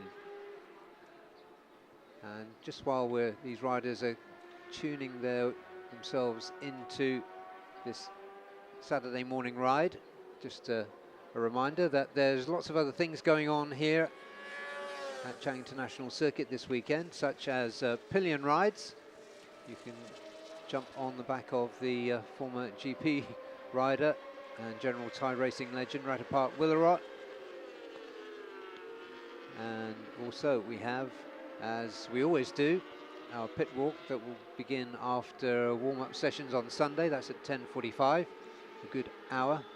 The pit lane is open, during which time you can walk through, have selfies with the riders, collect some merchandise and so on. So lots more than just the racing, but in my humble opinion, the racing is enough. We're looking there at the new colours of Kazma Daniel, the defending Supersport 600 champion. He won on a countback from Anupab Samoon here at Chang in December last year. The tightest finish we'd ever had. It was due to a position change on the final straight, on the final lap. There goes Kazma. Changed to the colours of his number and his helmet to green. And just ahead of him, we've got the 2 Honda Racing Thailand CBRs of Tanat Longpiao and Kitsadar Tanachot. Tanat seemed to be struggling to find the pace that he really wanted here at Buriram, but got there in the end. His best time of the day was a 1:39.726. That's less than 3/10 off the quickest time, which was set by his Yamaha mounted compatriot Anupab Samoon, on board once again, of course, for Yamaha Thailand racing team. Sorry, Yamaha Thailand. So there goes the number 31 Tanat, then Kitsadar and Kazma in these very early stages. Kazma and Tanat are in the 39s, Kazma with a 1:39.2, so that's the fastest time we've seen this weekend on his second flying lap. So Kazma means business. They will be later in this session at some point running qualifying rear tyres, and you'll know that 2 reasons. One is that there'll be green flashes on those rear tyres, and the other one is that we'll be pointing them out and commenting. But those sticky rear tyres should give these riders, what do you reckon, Daniel, maybe half a second, something like that on normal lap times? Yeah, at least a minimum of half second, close to a second sometimes, depending on conditions. Now it is starting to heat up a little bit, so I don't think we'll see nearly a second. There will be quite a significant difference. As of right now, Kazma running the show at the front. Anupab still yet to set his flying lap. So look at Anupab, he will flash up to the top very quickly. I'm looking to see RB, whether he can find a step forward today in his rookie season here. Yeah, you've been talking quite a bit about RB in favourable terms this weekend, Daniel, so I'm intrigued to see how the young Indonesian progresses. Yeah, I think good, by the way. Sorry? You better be good, by the way. Yeah, indeed. I mean, I've said a lot of nice things, but no, but I mean, it's just the quality from RB. I mean, absolutely, yeah. We know how good he can be and how much of an athlete he is, so... Yeah, no question. Yeah. He will get there, it's just a question of when. Yeah, 2025 250 champion, and clearly a level above the rest of the competition last year. So it's fantastic to see RB's quality coming into this category. For Ashra Honda, of course. Last season in qualifying ties, fastest lap times were clocked in the 138.8. That was done by Sherford Osman and McKinley Kalpaz. So as of right now, we're in the lower 39s by Kasma, 39.2. So I think we can expect something similar, probably around 39.8, 39, maybe even a 39.6, because it is not as hot as it was last season for our second round this time. Yeah, 38's right. So, yeah, Kasma's time, a lot quicker than the best time yesterday. 39.4 was the quickest time yesterday, and we've got 5 riders so far in the 139s. There's Tanat making an early stop. Best time so far, 139.542. So a very decent start to this 30-minute session. There is Anupab, who ended up fastest yesterday. In fact, topped all the sessions. Did he? Anyway, he ended up top on combined times, but getting progressively quicker and quicker through each session. Behind him there is Casper Daniels' teammate, McKinley Kalpaz, who looked promising at different stages in practice yesterday. Tagging on to the Thai start, Anupab Samoon. Tanat there giving Quesada a little bit of a helping hand. To be fair, both of them have done a good job, and Quesada as well has made a big step forward.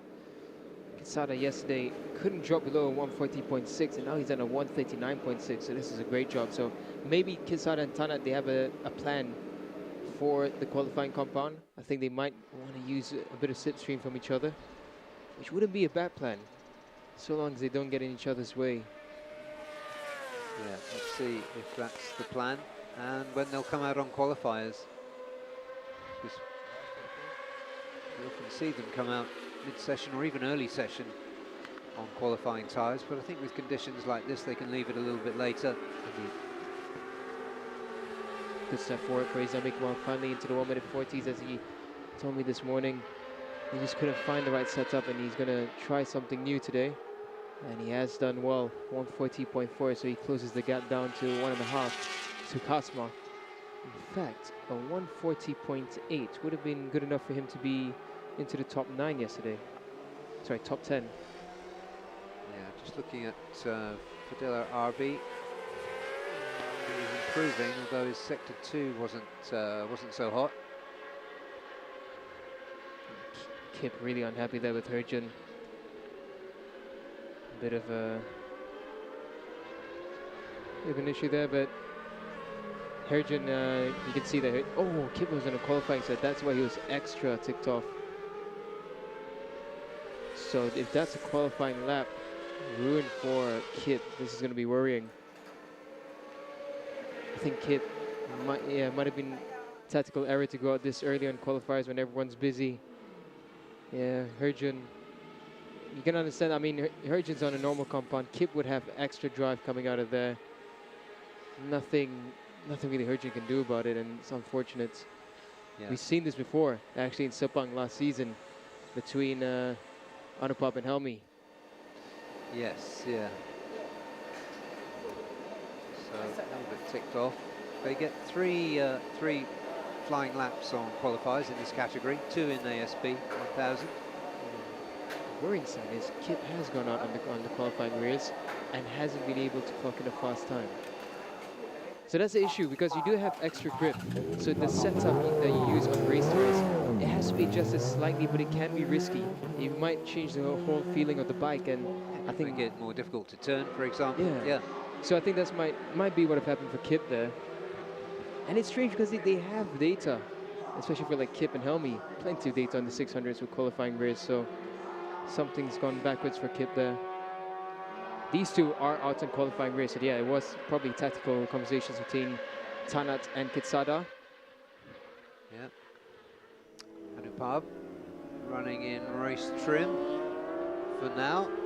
More than half this session remaining, 17 minutes. So lots of time and lots of things will change. Although I have to say that form of Kazma looks pretty solid. If he can make the qualifying tyre work for him, which he didn't manage to do in Sepang, then he's looking good for pole position. And so is this rider. 500 of Anupab Samoon, or Yamaha Thailand Racing Team. He's round turn 3. That lap, Anupab improves up into 5th with a 39.8. So top job by Anupab, and credits to the tuners of Yamaha Racing Thailand, because Anupab's been clocking in the top speeds every time. 256.5 kph down the speed trap. Yeah, the top speeds quite close together. Dimaseki perhaps a little down on top speed. Yeah, Dimas, he's tall and he's a bit heavier than he was back in his prime days, so that will be boding against him for top speeds. They're still doing a fantastic job, clocking the 41.2. Oya Nugroho's on a bit of a mission on this lap, the number 89. Just went ahead of Anupab. Started to scamper away. Here's Kip now. He'll be back on race compounds. The medium Dunlop rears. There's RB. As he looks on right now. Still, I think he will be unsatisfied with what he's done so far. 40.7. It's matching his fastest time in practice 3, but he knows he needs more. Yeah, Kitsuga leading the way of the two Honda Racing Thailand machines. Been really slow through sector 1 on the qualifying race, so this lap won't mean much. It will probably be the next one for them as they get to grips with the grippier tire. They'll need a much stronger sector 1 than that to make a difference. Sector 2 they should find improvements, because this is where that tire will sing, and Kitsada sends on this, sorry, Tanat sends on the inside of Kitsada. That's not helping their time at all. No, I was surprised to see Kitsada at the front just a few corners ago. Oh, look at Tanat though, sector 2. That's why it's, oh, someone's gone off. That is Kip, I think. He's just come out. Oof. Was that Helmi? That's Helmi's helmet. That's Helmi Asman. Yeah, it is Helmi. Down again, second crash of the weekend. Oh, he's gripping his right arm, but it looks like he's okay. I think Helmi tried to follow Tanat and Kitsada, and that's gone very wrong. It was an outlap as well, so the tires probably weren't up to operating temp yet. Yeah, but again for Helmi, that's a bit of a schoolboy error. Yeah, so unlucky. Here's Tanat and Kitsada now. They'll begin the second flying lap. Tanat goes fastest, 38.9. It's not going to be quite enough, I think, if Kasma comes out on qualifying rears, but they do have another one. Oh, that is... yeah, that's looking rather second hand. Let's have another look at that.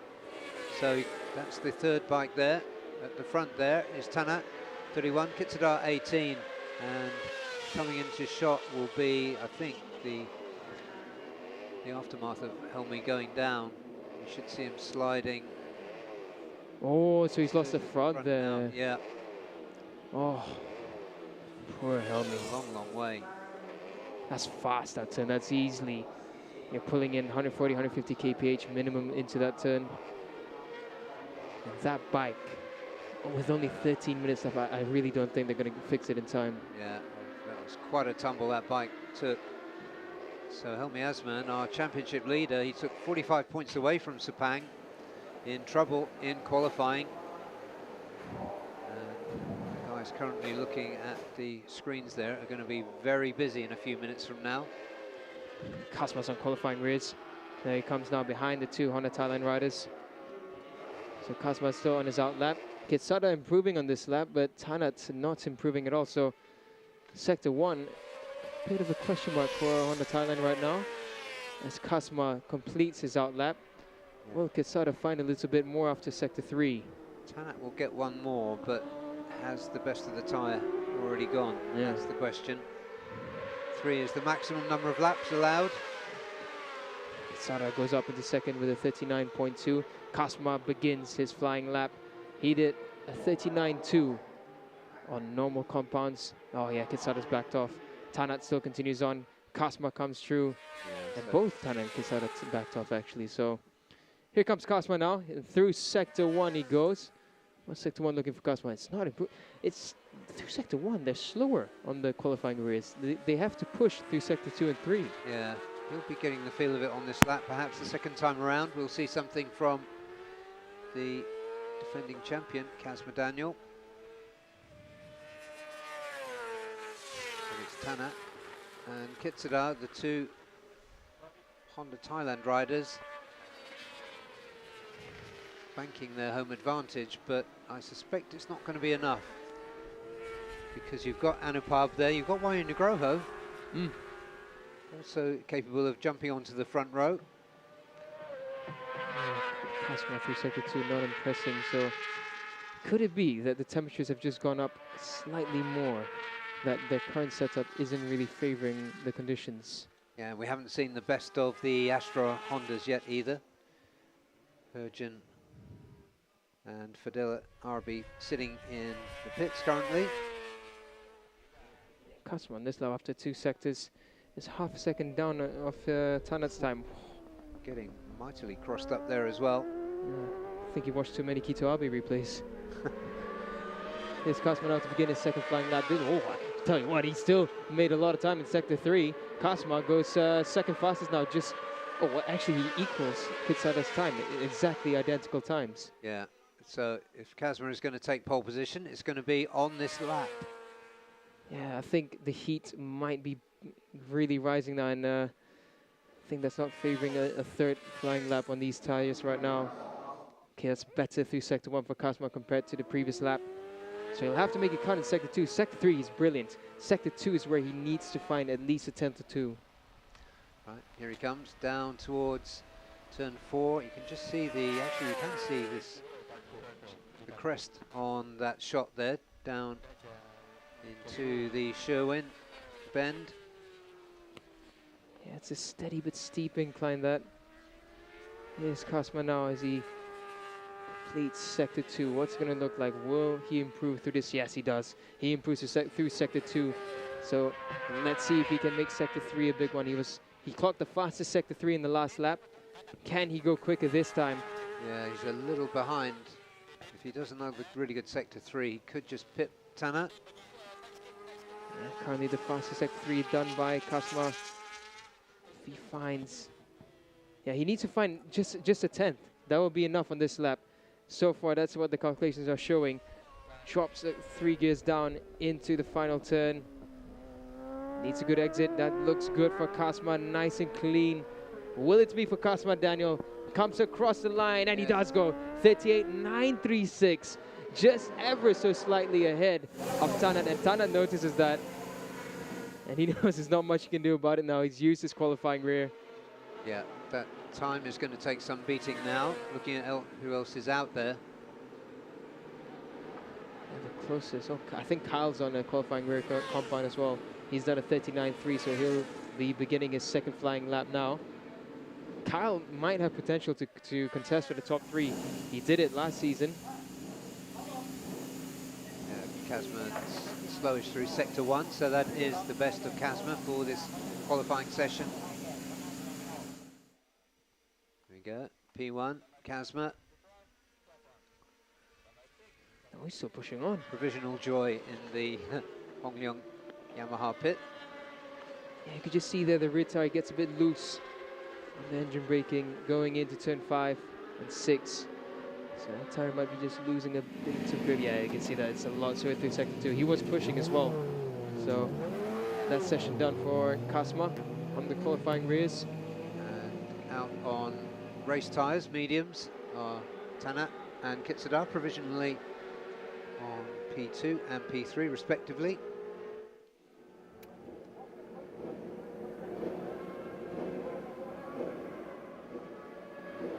Sampai 31 is Tanat, 18 is Kitsada.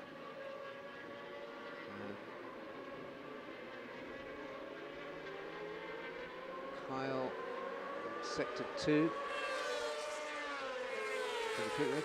McKinley, Carl Paz Oh, there he goes, Motoring yeah. out there, yes. He goes third. So Kyle, provisional front row now. That's a lot better. Kyle did a good opening round last season here at the Chang International Circuit. So Kasma, he's done 3 flying laps, so he has to come in on this lap, or else he might face penalty. Yeah, so in terms of front row threats, we're looking now at Anupab, YU, probably them. Yeah. As major threats, although we still have the Astra Hondas to go as well. Yeah, I would say Herjun as well should be able to, but it's quite a gap now, 1.2. Yeah, Herjun was in really good shape yesterday.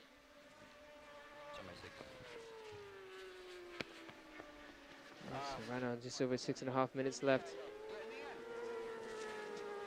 Kasma flows through. He'll be coming in on this lap. So this is, he's completed 3 flying laps already. Yeah, that's it. That's the regulation. 1 out lap, 3 flying laps, 1 in lap. Anupap's done a decent sector 2. Anupap should be on race compound, on qualifying compounds. Helmi's back in the pit. Helmi's got his helmet back on. Quite sure what he's going to ride. Yeah, let's have a look at that. I think he's just arrived. He's unzipping his suit there. Yeah, he's unzipping his right arm. Okay. It's a long way around from where he crashed. Yeah, and the bike was not in the best shape at all. Anupap's on a good lap. He comes around the final turn now with Wahyu Nugroho. This should push them a few positions up. Let's see what happens. Herjun's on qualifying race behind the Thai Hondas. Anupap goes second fastest with a 38.957. That's a lot better from Anupap Sarmoon. And he's got another flying lap to go. Wahyu Nugroho improves up into 6th only. 39.7. Yeah, he should have a little bit more there, Wahyu, but no surprise to see Anupab coming up. He's got, this could be the best lap for Anupab coming up. Yes, it is. He's done the fastest sector 1. So let's see if he can hold it together. He was quickest on combined times yesterday. Herjun as well has improved. He had a bit of slipstream help from the Thai Hondas, and he's improving through sector 1. So Herjun might threat for at least the top 5 positions. Anupab is flying through. Herjun there behind Tanat. He needs to make sure he doesn't get held up by Tanat through sector 2 now. And there he goes. You can see the body language from Anupab, absolutely on it. It's through sector 2 now, 37.9. It's an okay sector 2, but it might not be enough. He needs a big sector 3 to make this one count. Herjun there goes through. He might just have enough track space in front of him. Let's see what he can make of it. The Thai star, Anupab Sarmoon. Oh, Herjun muscles his way on the inside of Tanat there. Yeah, Herjun definitely on a mission there. Anupab. This should be his fastest time if he wasn't held up. Yeah, but that error there, the last turn. Yeah, I think that error took at least 100th off. That could have been the lap. He'll have another crack at it on this 3rd lap, but that's probably the best. He just looked behind him, so that probably means he's done. We'll keep an eye on it. Herjun went up into 8th, RB up into 10th. So Herjun will be on his 2nd flying lap now. So will RB. Yeah, celebrations.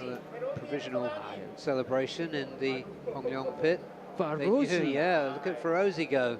Ferozi, so they're celebrating, but they need to watch out. Ferozi might give us a surprise now. Ferozi sets the fastest first sector for Yamaha Racing Indonesia.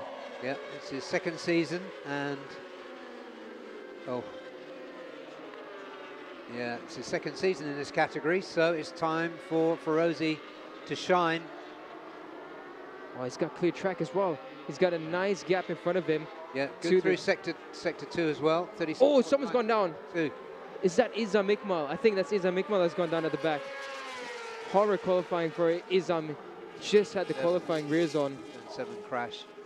Again, we saw Helmi there, but for now, we'll come back to that. Ferozi, he's on a really hot lap. There he is, the number 36. Yamaha Indonesia's man. This should be front row for Ferozi. Behind those 3 Hondas, but I don't think they're going to get in his way. Needs a good exit here. This should be Top three for Ferozi Toretakula. Comes across the line. Oh, it's only sixth. Oh. 139.2 for Ferozi. Yeah, sector 3, he's 4/10 down compared to the rest. Wahyu Nugroho goes up into 5th. See what Ferozi can do. Well, it's a good sight to see. Is a Mikmal walking away from that. Yeah. More provisional congratulations in the Hongleong Yamaha pit. You can see after that sector 1, they should stop celebrating Ferozi again. Through sector 1 is quick. Fastest sector 1 by Ferozi. Yeah, yeah. Hold it down, guys. See. Oh, and he's going to get slipstream from Tanat. Yeah, there goes Ferozi. That's a mega slipstream going into turn 4. And Kazma back on his bike. Provisional celebrations over. Time to go out, at least. Nothing else for a practice start. Indeed. But yeah, this is exciting stuff from Ferozi. Let's hope he can put together in an unbiased way. Let's hope for the Oh! Ferozi's just muscled his way past, and yeah, Ferozi's unhappy with Tanat. He pushed his way through Tanat at turn 7. Oh, and he's lost time. Yeah. That was unfortunate. However, RB is improving, so RB might try and move up ahead of Helmi. That was unfortunate for Ferozi. He was rapid through sector 2. But yeah, once again, qualifying rears versus the race compounds, going through a flowy section. It's really difficult. Yeah. Yeah, it's really difficult. You get frustrated with the other riders, but it's hard for them to know. Anyway, let's see what Ferozi does this time around. But we've got Wahyu Nugroho on the move too. Wahyu Nugroho, fastest sector 2 of the session. Wahyu is fastest. Oh, Wahyu. yes. Wahyu Nugroho, the number 89. He's pushed back fellow Yamaha rider Kazma. And Kazma won't notice. Kazma has gone out thinking he's done it. And now Wahyu has just stolen it at the very last minute. Well, I'm glad we said he was capable of it. Oh, that's RB. RB's down there. That's a big crash for RB. Can't see the rider. That's a turn 5. Probably a good thing. Yeah, he's walking away there. So RB is okay. His bike not so much. But Wahyu Nugroho, what a sensational lap that was. Well, we've seen him qualify well here before, but not pole position. Oh, 89 lap time cancelled. That was, no. Oh, that's Wahyu. Not that time around. Time cancelled. Lap 5. No. Oh, that's earlier. That's the first stint. Old one. Yeah. We're worried us for a second. Well, it's good to see a rising star take pole position. And Wahyu Nugroho is one of these riders. He's a very engaging character. He loves his racing, and he's just made that qualifying tyre work better than anyone else. And after all that excitement, it looks like we've got a Yamaha lockout of the front row. There is our pole man. Daniel just on his way to interview him. We'll have another look at the highlights of that session before that. But Wahyu Nugroho, the number 89 for Yamaha Racing Indonesia, absolutely top job. He's been there or thereabouts all weekend. And very competitive time, but he didn't break into the 39s yesterday. 140.1 was his best time, so the team and the rider have put it all together to bag pole position for race 1 and race 2. The young Indonesian checks the timing screen. Yes, it's you. You've done it. You've done it. So, thanks, Julie said by Wahyu. Absolutely brilliant performance. And as always, when you see him get a really good result, you can see the joy. Well, he's got a big job to do this afternoon, but he'll be doing it from the front row, from pole position. He takes another look just to check nobody else is taking it away, and they are not going to, I promise you. It was a nice, clean lap, and it was the fastest of the Supersport 600 qualifying session. He's still needing a little bit of reassurance, but he's done it. He's done it absolutely. Team come in to congratulate him. He's trounced Kazma Daniel by 1300ths of a second, and a further 13,000ths of a second, I beg your pardon, and a further 25-ish thousandths back is Anupab Sarmoon. So just 300ths separating our first three qualifiers.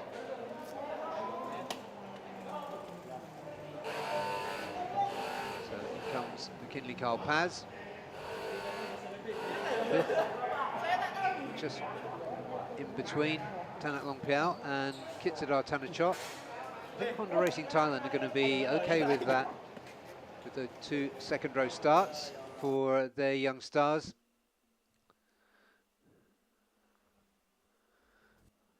So, qualifying results. Wayu Nugroho, 138.923 for the young Indonesian.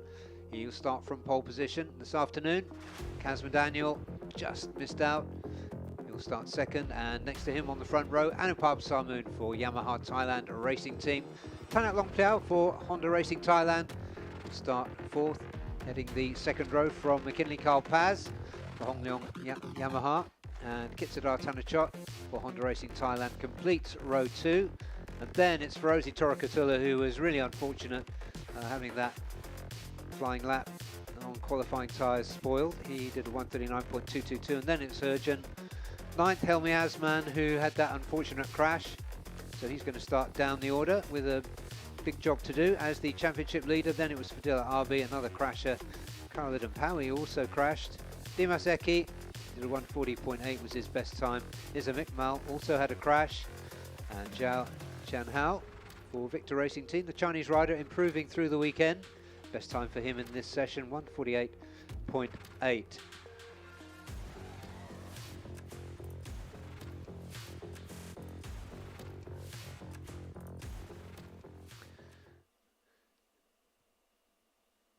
Okay, we're just looking down, if you're not familiar with Chang International Circuit, from turn 1 down to turn 12. But let's have a look once again at the highlights of that 10th session of qualifying for Supersport 600s. And early in the session, Honda Racing Thailand sent their two young proteges out. Kazma Daniel tracking them for now. See just how hard in those early stages on race tyres Tanak was pushing. He got all crossed up under braking for that vital turn 12. And at this stage, it was Kazma who early on race rubber went to the top of the timing screens and stayed there for quite a while. We're now at the halfway point in the session. Kazma still top. Tanak and Kitsadar on qualifying tyres. And that was the exit of Helmi Asman. Bike absolutely slamming in. Helmi might have just hurt his right arm, we hope not.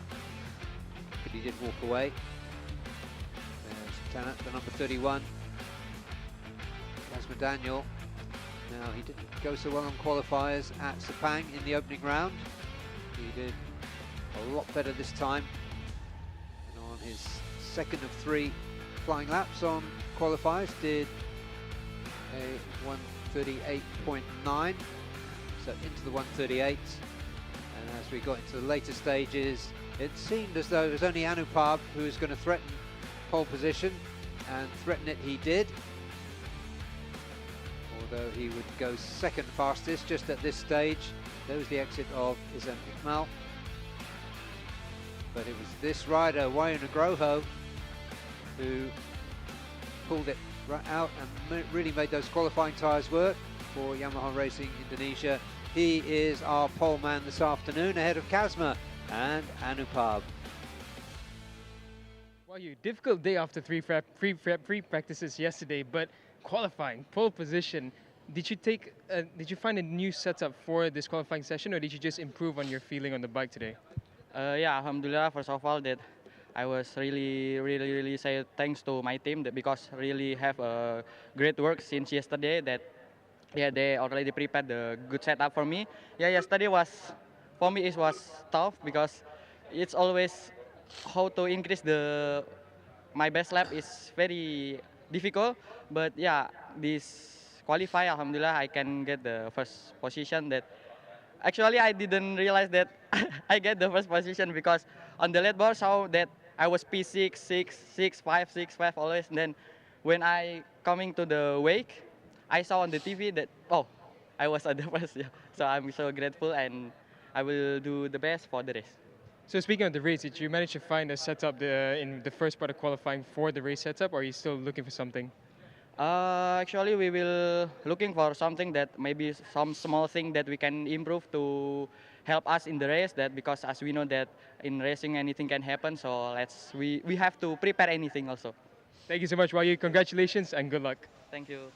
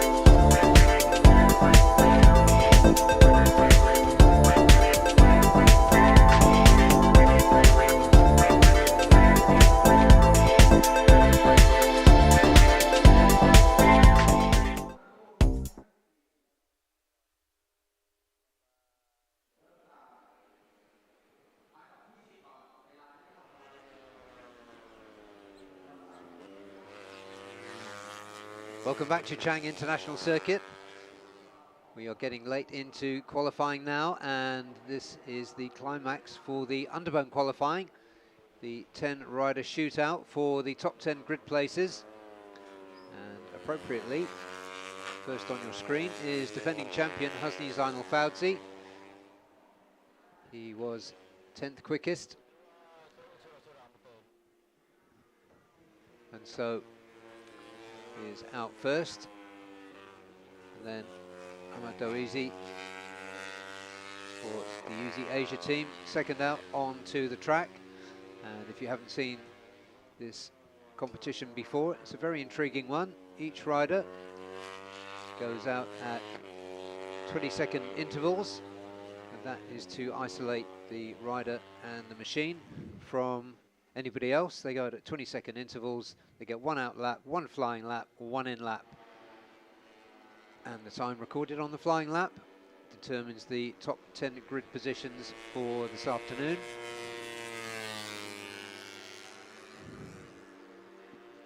Yeah, current track temps from, let's get some info from Dunlop there, hovering around the mid-40s, creeping up towards the higher 40 degrees Celsius.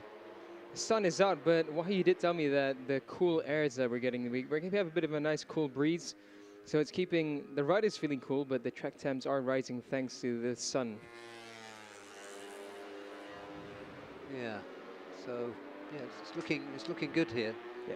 The every time I look at the weather forecast on my phone, it's saying scattered thunderstorms or something like that, but I just don't see anything here that indicates that that's true. Yeah, I believe it's going to be dry for today.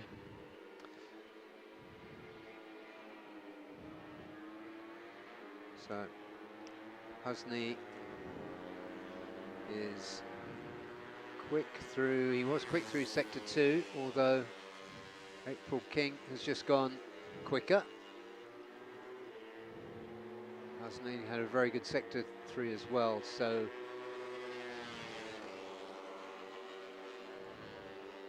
these riders make their way through their flying laps.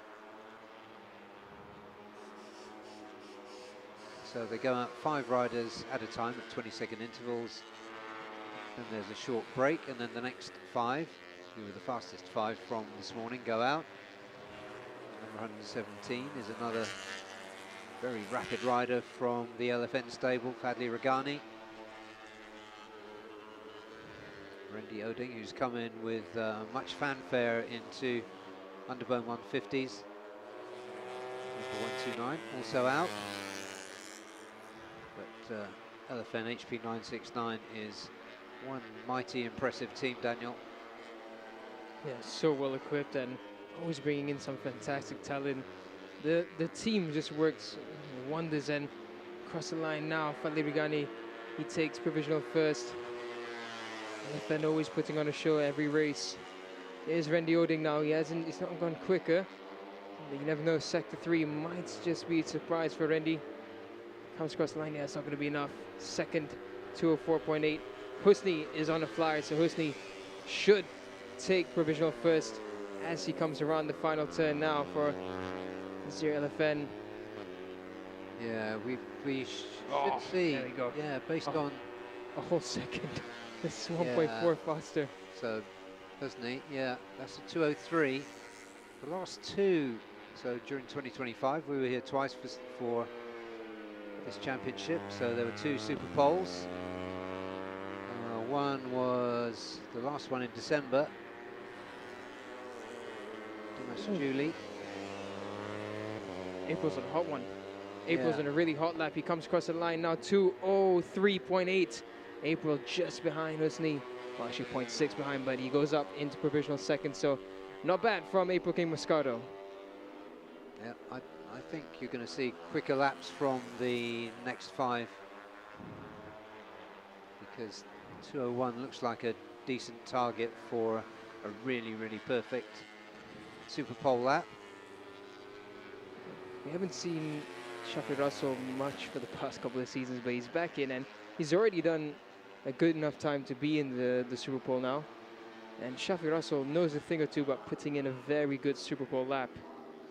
Yeah, he definitely does.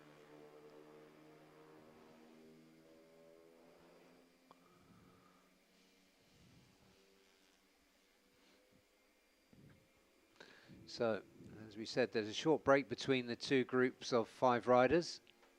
This is it now. You're looking at the pit lane exit there. The marshal holding the red flag.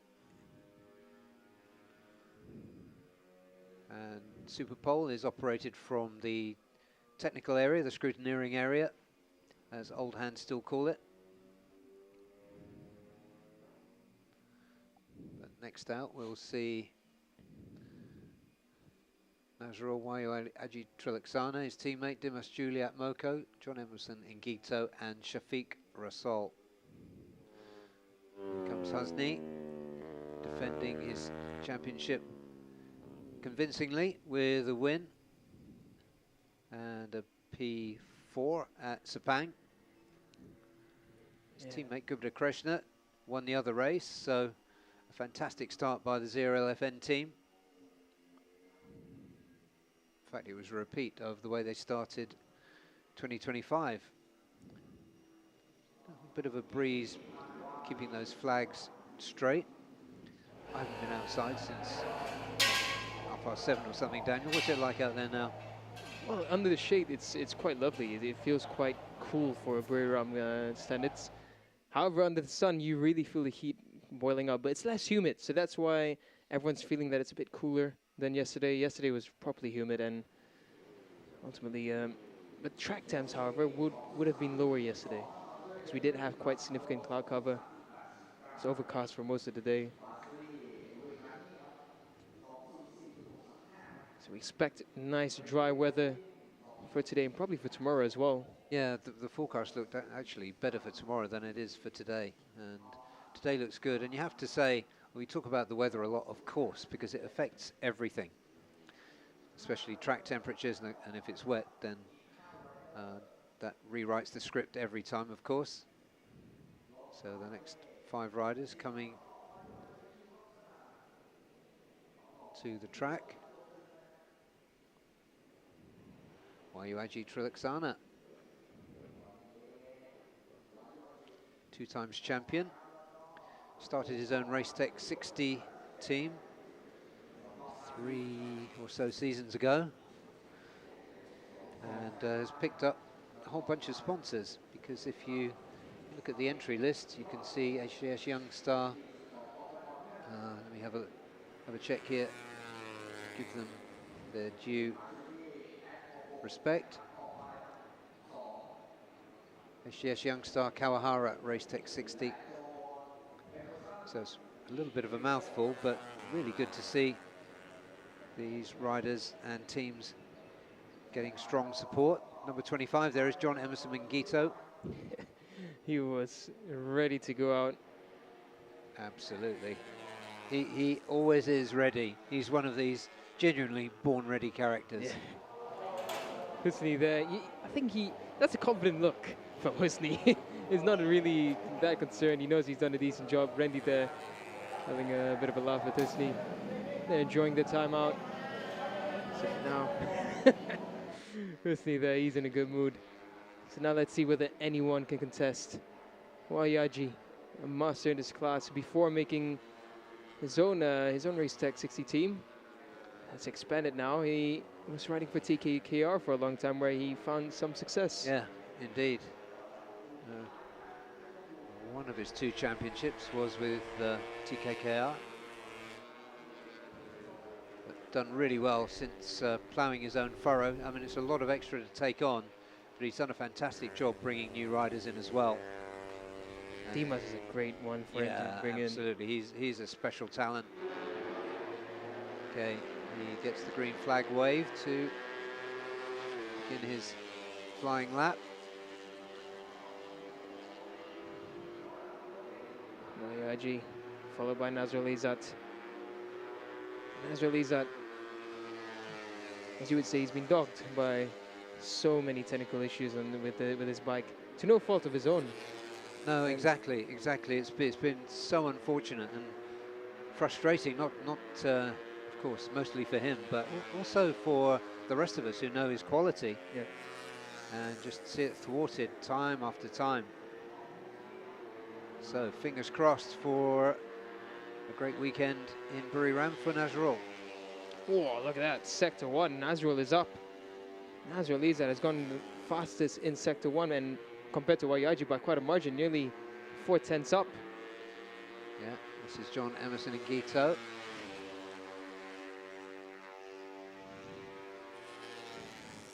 Surprising that we don't have Aditya Fauzi in the Super Bowl this time. Yeah, it really is. The only Honda so far has been Darwish, Ahmad Darwish, Ahmad Sahir. Currently on this run, Wayaji is decent through Sector 2, but it's not going to be quite enough. Nazrul is at the next come across. John. John. Oh, that's really quick for John. Looked ready, and that 29.989 through Sector 1 is a really good time. 2/10 advantage. Nazrul Izzat as well has done a good job in Sector 2. It's going to be a quick time for Nazrul Izzat. Provisional top 3, I think. Shafiq Russell doing a decent job as well on this lap, actually. Shafiq is going quick as well. He might find his way potentially into the top 3 or top 4. Okay, here comes YU.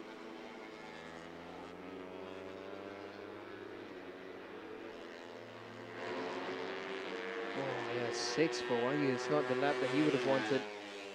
Up next, Nazrul Izzat, who's gone through each sector quite convincingly. Across the line now goes Nazrul, third fastest. So front row provisionally for Nazrul Izzat. Behind him is Shafiq Russell, who's also been on a good lap. Right now he's predicted to go P4. Let's see now as he comes across the line, the number 22 for Cardinals. Fourth, yeah, he does go. Good predictions by our production team. And here comes Dimas. It's not been a good lap for Dimas. Yeah, oh, actually, you know what, not bad. Fourth, he made time up in Sector 3. And now here comes John Emerson Ngito, who's been on a really hot lap, but Sector 2, he's lost time. It's not a disastrous Sector 2, but let's see what he can do in Sector 3. Fourth. So Husni's done it. So Husni and April King, who is the last rider through to qualifying 2. He will start second this afternoon, and Nazrul Izzat on the front row. Excellent. Really strong front row there. John Emerson Ngito, Dimas Juliat Moko, and Shafiq Russell on row 2. And then it will all change when the lights go out. But Husni Zainal Fawzi, defending champion, championship leader, 203.172 in Super Pole, is good enough for him to start from pole position. April King Moscado next up, completing the front row. Nazrul Izzat, Mohammed Bahauddin for Uma Racing Yamaha Maju Motor, then John Emerson Ngito for 4S1M Evo Yamaha, then Dimas Juli for HJS Youngstar Kawahara Racetech 60, Shafiq Russell, 6th quickest for Aeon Credit JQK Synergies Cardinals, Fadi Ragani for Yamaha LFN HP 969, 7th quickest, and Randy Odin, 8th for S1M Evo Yamaha. The next two from that Super Pole, Dawisi for UZ Asia team, 9th quickest, and Wayuaji Triloxana was 10th in that session, just a 205.341 from the former 2 times champion. We'll be having another look at the highlights of that nail-biting Super Pole session. And Daniel will be talking to Husni Zainal Fawzi, something he's been doing a lot of in the last year or so, ever since the beginning of 2025. Let's take another look at that Super Pole session.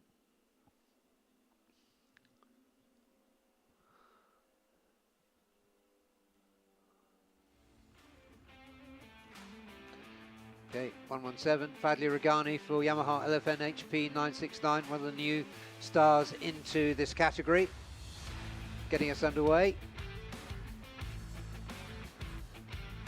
As he took the checkered flag, recorded a 204.635, and April King Moscado running 95 this season.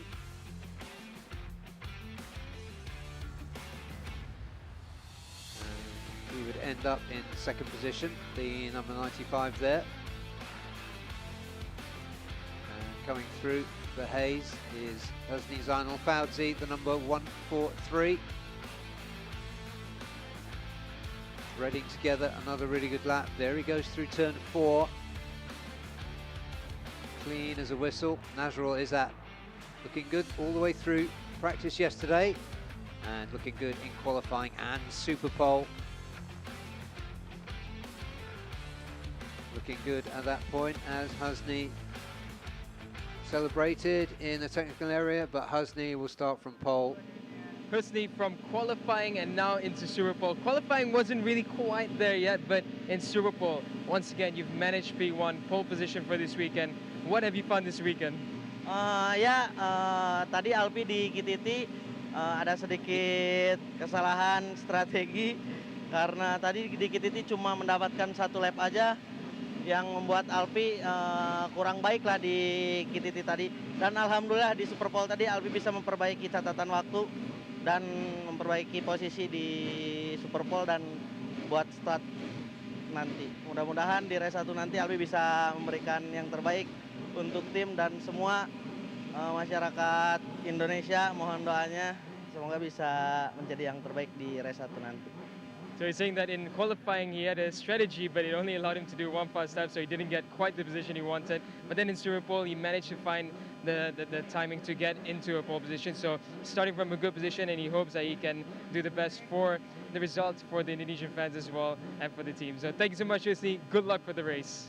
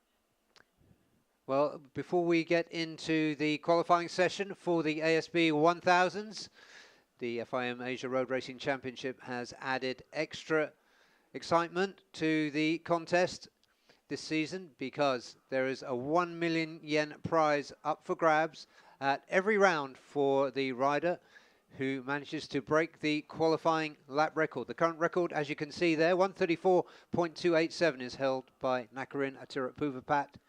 We did this at Sepang, and it was Hafiz Shirin who took the 1 million yen.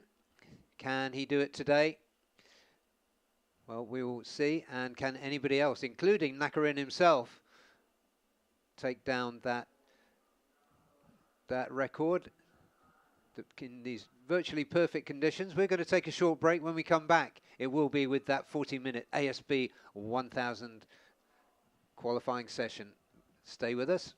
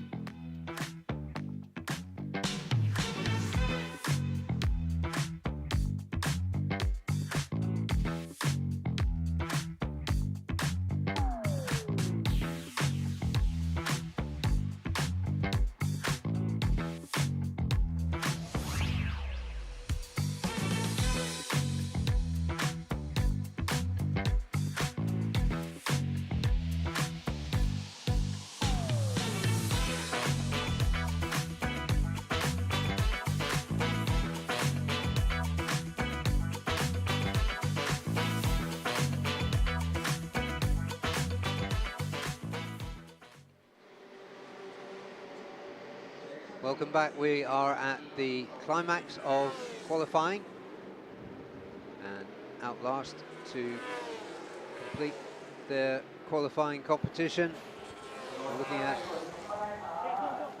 JDT Racing Pit there, and it looks like we've got drama already, because JDT have decided to put on their qualifying tyres, and that's before we even managed to complete the Welcome to Chang International Circuit.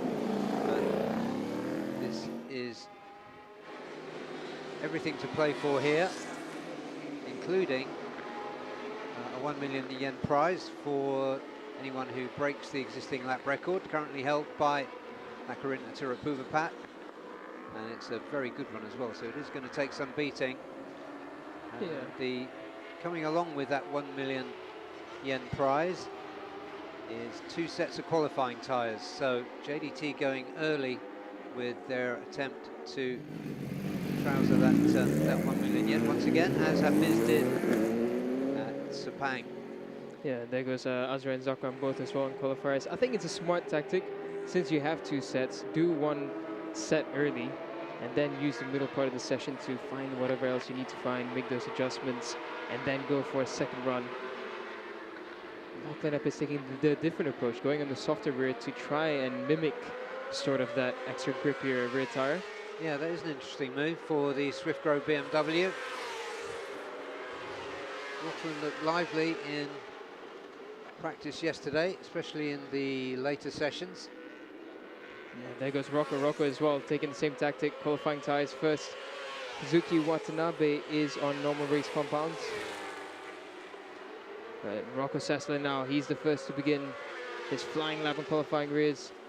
And Rocco comes across fastest sector 1 by Rocco Sessler, but he goes a bit wide. Ollie Simpson right over the rear tail of Rocco. And Rocco's going to get a nice drive out of turn 3. So look out for Rocco, he's going to be the first to set a really strong lap. Yeah, Rocco really rocked us yesterday, it's fair to say. Yeah, still 17 as well. Yeah, exactly. Second quickest time of the day. 1:35.888. Running the standard, what looks like standard now for race trim. Hard front, medium rear, the new Dunlop hard front tyre, favoured by everybody these days.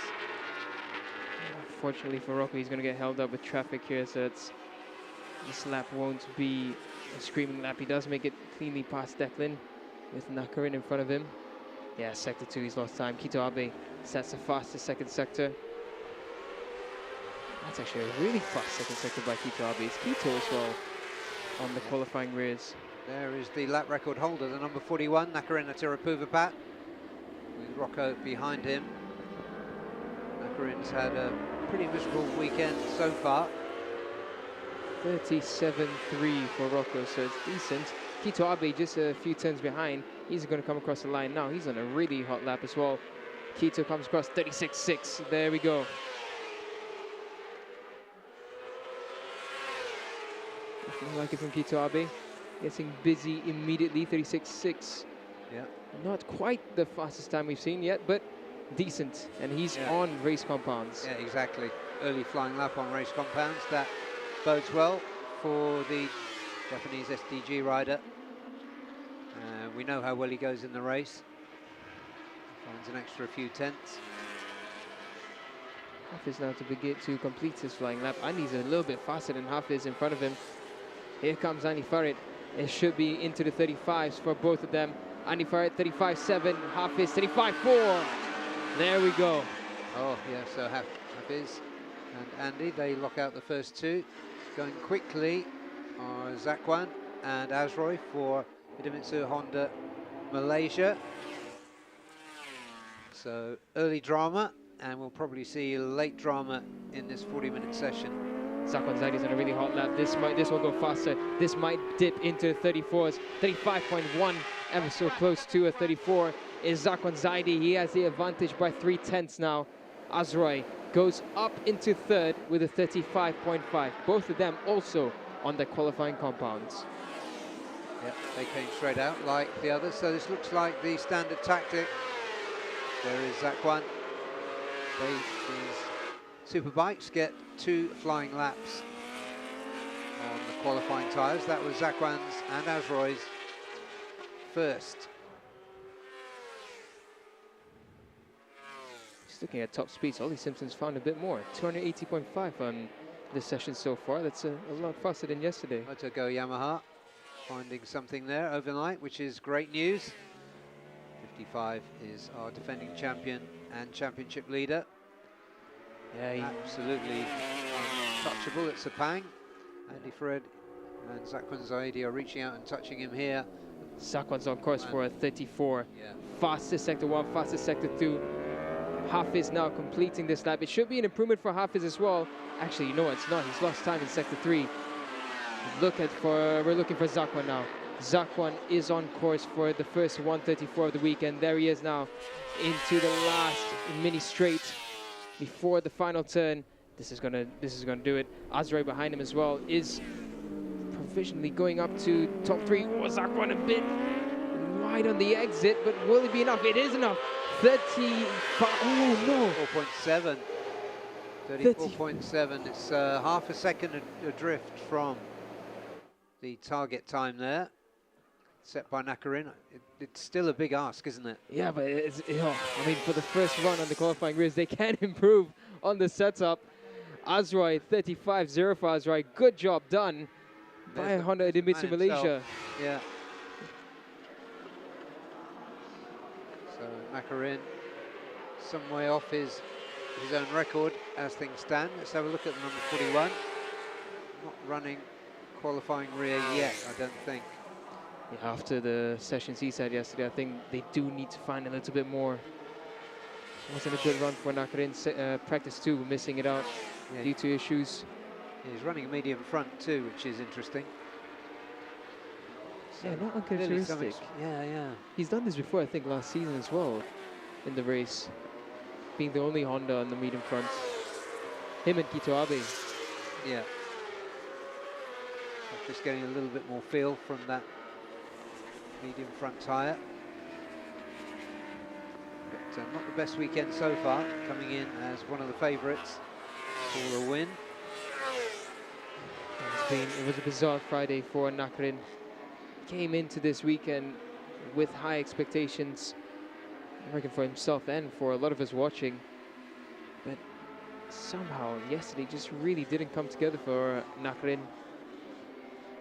Hafiz, Andy and Rocco all back in pit lane now. April 2025 we came here. Nakarin got a double win. See how hard he's trying now, making up for lost time.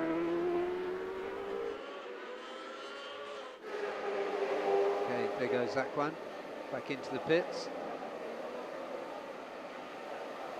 If you think of the tactic of staying on qualifiers, to going the first set and the second set straight away while you're tuned in. I don't think they will, but I just wonder as a tactic. I feel like that would be decent because you're still fresh of the feeling of the qualifying race. Yeah. You make a quick adjustment and you head straight out after feeling good, especially after doing a 34.7. I think if he pushes a bit more, he can find a couple of tenths. It would be bold. Yeah. Because you're risking it all. Yeah, just like that. That's right. You just set a target for everybody else for the next 30 minutes. Yeah, JDT right now, their top man is Hafiz. He's in third. He's almost 7 tenths off. So they're going to need to find something on the qualifying race. Andy, not a bad job. But yeah, it's just that time from Zakwan and Azroy. That tactic has worked wonders for them. Yeah, after those 4 established Superbike stars, sitting P5 at the moment is Rocco Sessler, 35.8. Then it's Nakarin, who's in race trim.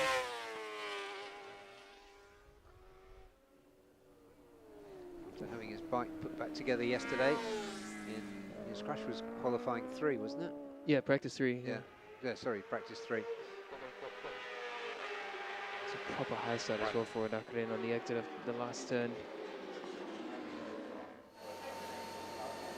CG working hard there to keep Kito Abe cool.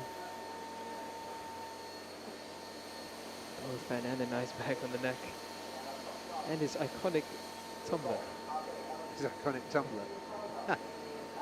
He's always got a cool tumbler every round. Right. Well, here's the Swift Grow BMW of Lachlan Epis. Yet to complete a flying lap, and he does now.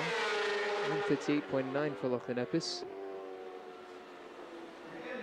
Still hard front, medium, soft rear. Yeah, something's really not gone right for Lachlan so far. He's trying to come back in, gone out again.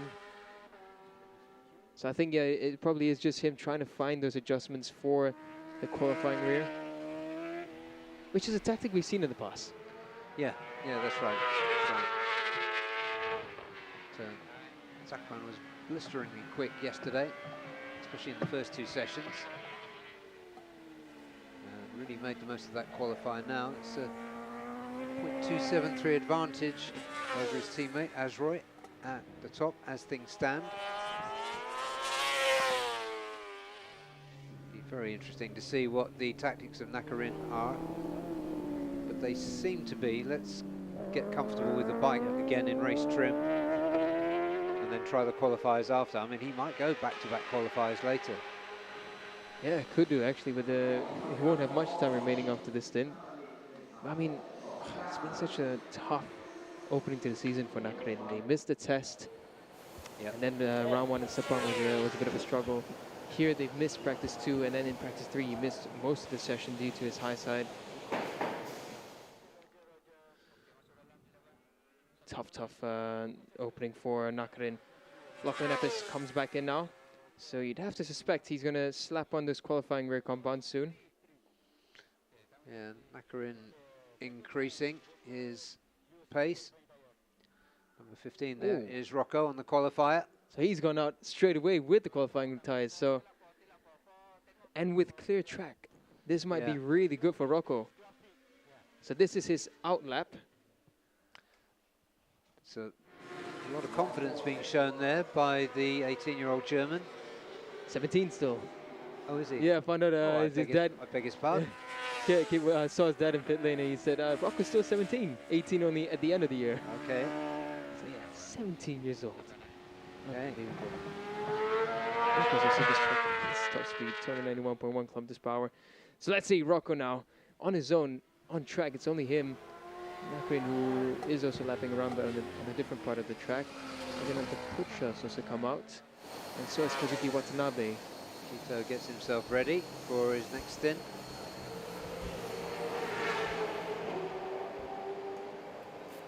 Top speed. Great helmet design there for Kito Abe. Nice look at it there. Same helmet designer as Azan Shah. Yeah, and they are in the paddock, so if you want to hunt them down, get yourself some cool graphics on your helmet. You should be able to find them this weekend. Here's Rocco now for his second run on his qualifying rears.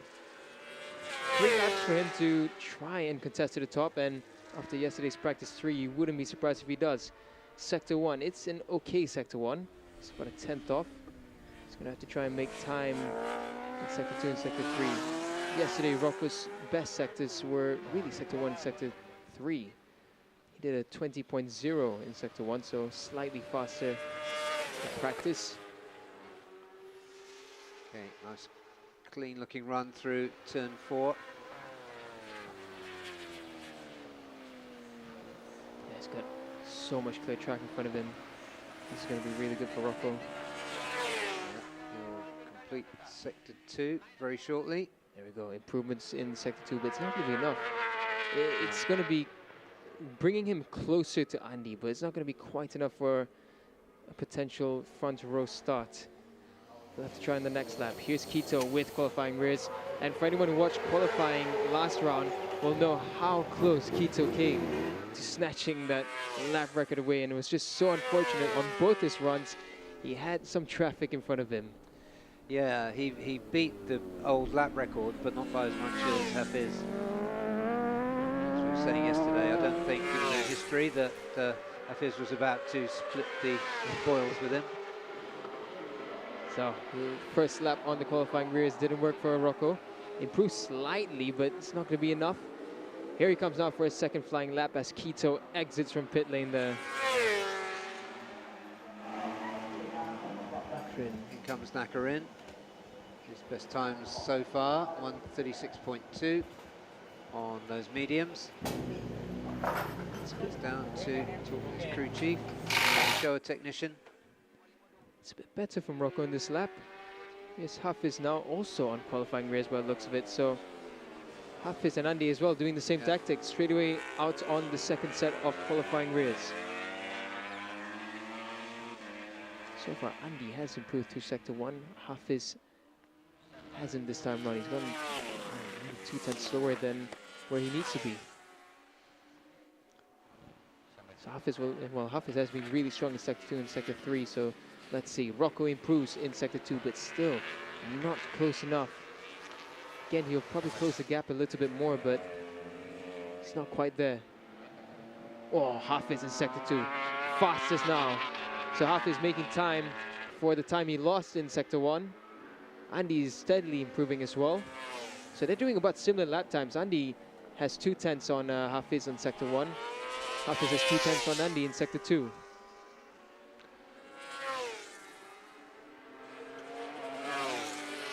Yeah, this is a hot one from Hafiz. Certainly wouldn't bet against him. Taking pole position. I still think it's a big ask to get down to 1:34.287. Indeed. Rocco's just come across with a 35.5, so good improvements by Rocco, but it won't be quite front row for Rocco Sessler. Hafiz across, 35.1 this time. So that is an improvement for Hafiz. He closes the gap slightly. Andy as well improves, 35.2. There's on the second Swift Grow BMW, Declan Carberry. Ollie Simpson getting to grips with the qualifying rears. You can see he was pushing there, and he's just realized how much extra he can give, and that's why he had a bit of a wobble and a squirrel coming out of that section. Yeah, here's the young South Australian Declan 220. Ollie Simpson on the Moto Go Sport Yamaha. Andy's gone quickest in sector 1. Andy's going quicker and quicker. He's getting more used to that Ducati. For now, we watch the two Aussies, Declan and Ollie. Ollie's on a really hot lap. This should bring Ollie up into the 1:36 on those qualifying rears. So for his first flying lap, 36.7 for Ollie Simpson. So yeah, it doesn't move him up the order, but really getting to grips with it. Is Andy Farid and Hafiz Shah, and Andy is on a really good lap. Sector 2 as well is very strong from Andy Farid. Andy might just dip his toes into the higher 34s, but I think it's going to be a really low 35. Let's see what happens. Hafiz on this lap. It's decent, but it's not going to move him up further, I think. Yeah, 35.1. Andy Farid goes second, 34.9. He does dip into the 34s, and Andy on his second flyer does put that Ducati on the front row. For now, Hafiz Shah, the championship leader, looking at potentially a second row start. Yep. And in the pit, in the Idemitsu Honda Malaysia pit, Ashroy puts his helmet back on.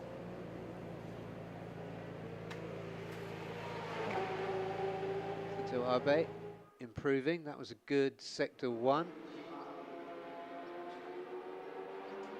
His best sector 1, but a decent time. There's Adnan Putra running 88 since the step up to Superbikes. As he goes into turn 3, we get a nice long time to check out his rear tyre, but he's on a medium.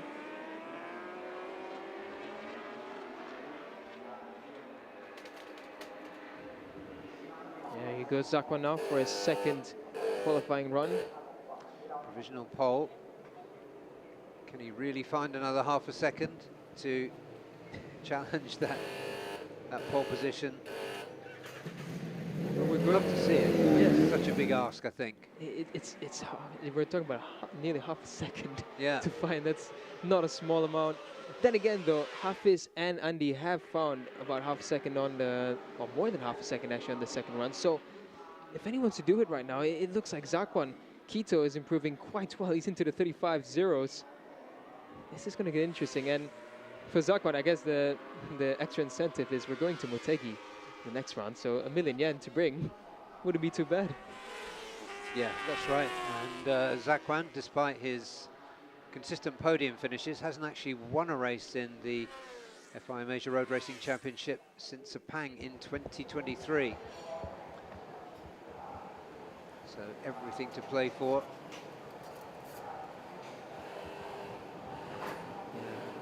Hafiz, he's just seeing where he's at right now. Yeah, looking at the... Sorry, Daniel, just looking at the Yamahas a little bit further down. Joe France is making a move. Nakarin is out now on a qualifier after betting himself in, after wrecking his bike yesterday. So he did one first stint on mediums. Now he's on qualifiers. Qualifier. Nakarin in sector 1 is not doing bad at all, 20.1. Can he make time up in sector 2 and sector 3? Quito has run around and he's finished his first qualifying rear, 35.075, and that's not bad at all. I think in his second run he will find a 34.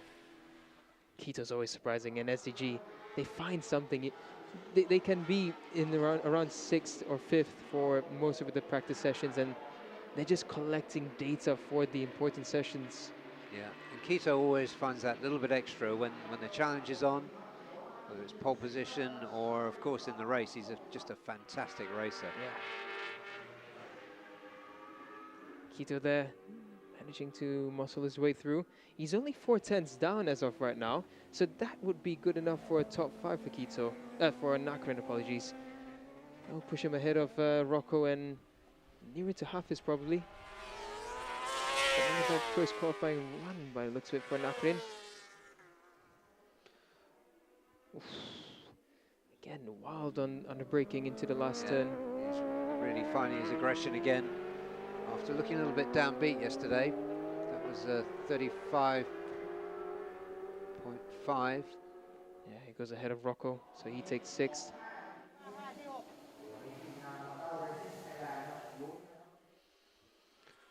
And we'll keep our eyes peeled because very soon Zakwan will be on his first flying lap.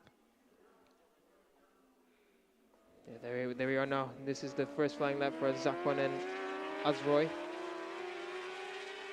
So after a nearly 14-minute break in pit lane, they've decided now's the time to start. Sorry, this is still their out lap. So we still have, so Zakwan, Zaidi, Azroy, this is their second run. Nakarin, he's on his first.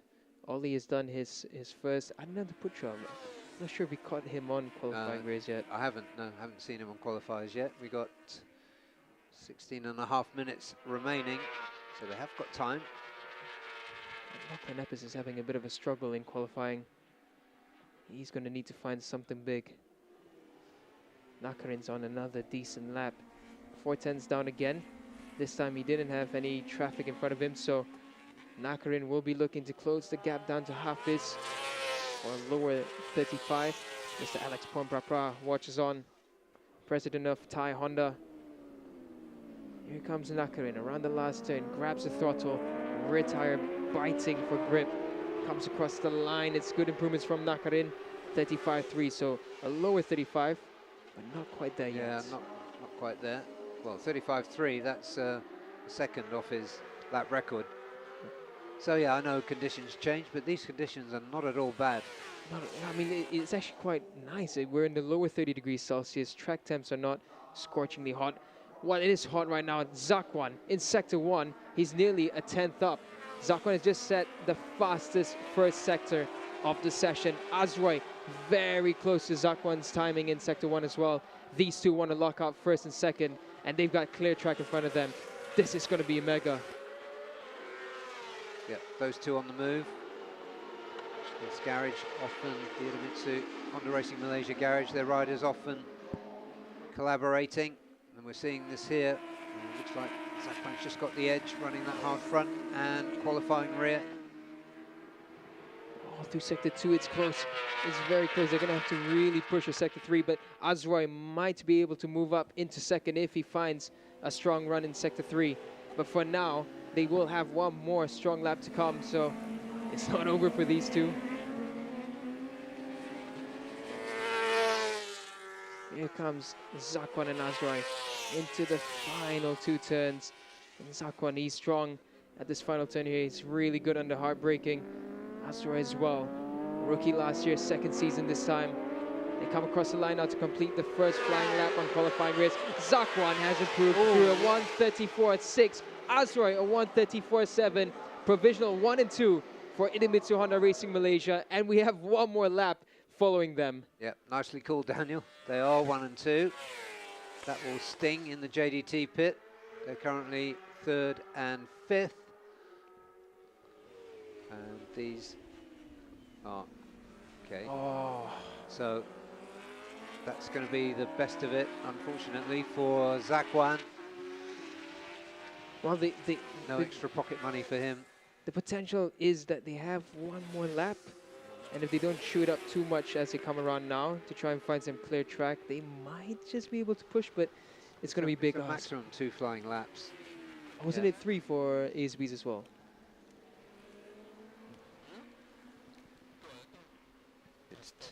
It's 2. 2 laps on qualifiers for ASB.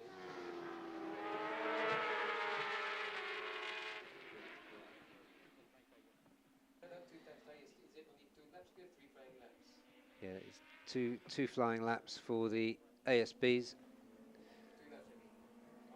So that is Zakwan's tilt at the 1 million yen done. Tantalizingly close, but not close enough. So they come into the pits.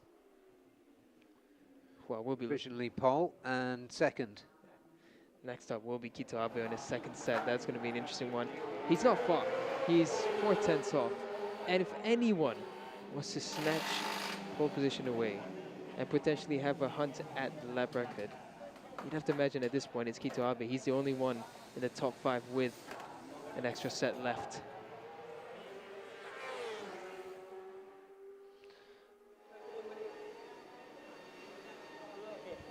Okay, good work from the Hondas. Looks like that 1 million yen is going to stay in the back pocket of Mr. Kobayashi. We'll have to wait for Motegi to see potentially another lap record. Then again, Kito Abe, the conditions aren't too bad. You'd have to imagine that the best chance will be in December when we come back here for the final round. Temperatures will be cooler. Yeah, honestly speaking, these conditions do feel a bit Decemberish. Maybe a little bit more humid now.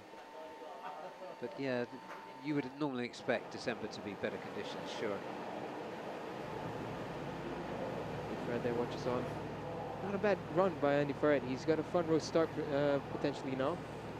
So long as Kito Kito, doesn't snatch it. Which he probably, well, he's definitely going to have a go at it, that's for sure.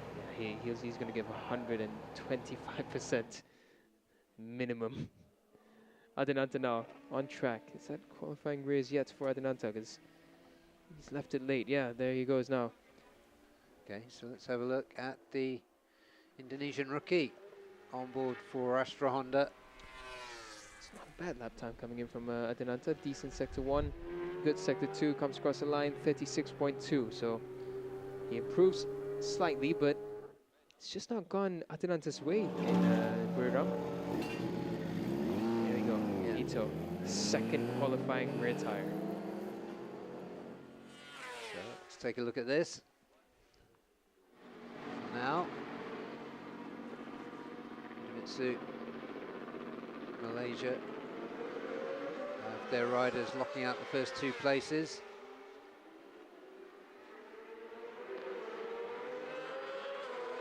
Kito Abe 4th behind Andy Izdaha.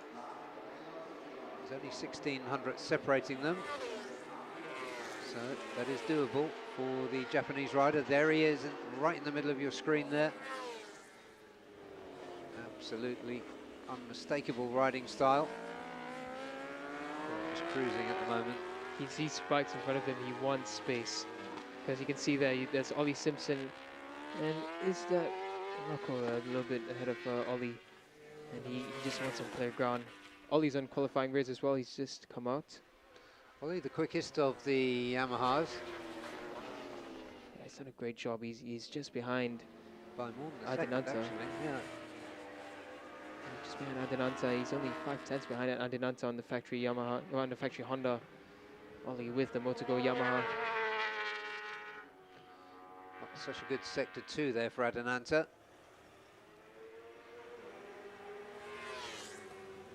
Yeah, you'd have to imagine just the bike setup might be lacking for Adinanta this round. It hasn't given Adinanta the confidence to push. Yeah, he's a rider who hasn't lacked confidence to push this weekend. He was so impressive. I can't wait to see him in the race, just the 17-year-old German. Just to see what he can do under all that pressure from the likes of Hafiz Shirin, Andy Farid, Ashroy Zakwan, and so on. Kitabi finally makes his way around start-finish line now to begin his flying lap. He's going to need to really push hard for this one. They'll have found something for sure in the SDG garage. Through Sector 1, Kito is quick. He's improving. And Sector 1's not where he's strongest. It will be in Sector 2 and Sector 3. So Kito Abe will be looking for at least a front row start. He needs only a 10th to get ahead of Andy Farad in third. Out there, Kito, as he goes into turn 4. Yeah, beautifully clean through there. This looks like a Super Bowl lap from Japanese rider. Clear ground in front of him as well. This is going to be really good, even for the next lap. Here's Kito. Oh, sector 2. It's not enough. He's not really found time there. So I think it might be the next lap as the real opportunity. Yeah, he's probably recognised that error or just misstep that caused him to lose a couple of tenths in sector 2. Now, one more time after he rounds turn 12 and crosses the finish line. Here he goes. Rocco's just a little bit ahead of him. And yeah, Kito 34.9, so he does improve. He drops into the 34s. He does find a 10th, but just 200ths of a second behind Andy Farid. Does Kito have traffic in front of him? We saw Rocco in front of him, and a few bikes came up, but I think, yeah, he's clear. So Kito, second run now on qualifying tires. Similar again through sector 1, not improving, but similar. It has to be sector 2 where he finds time.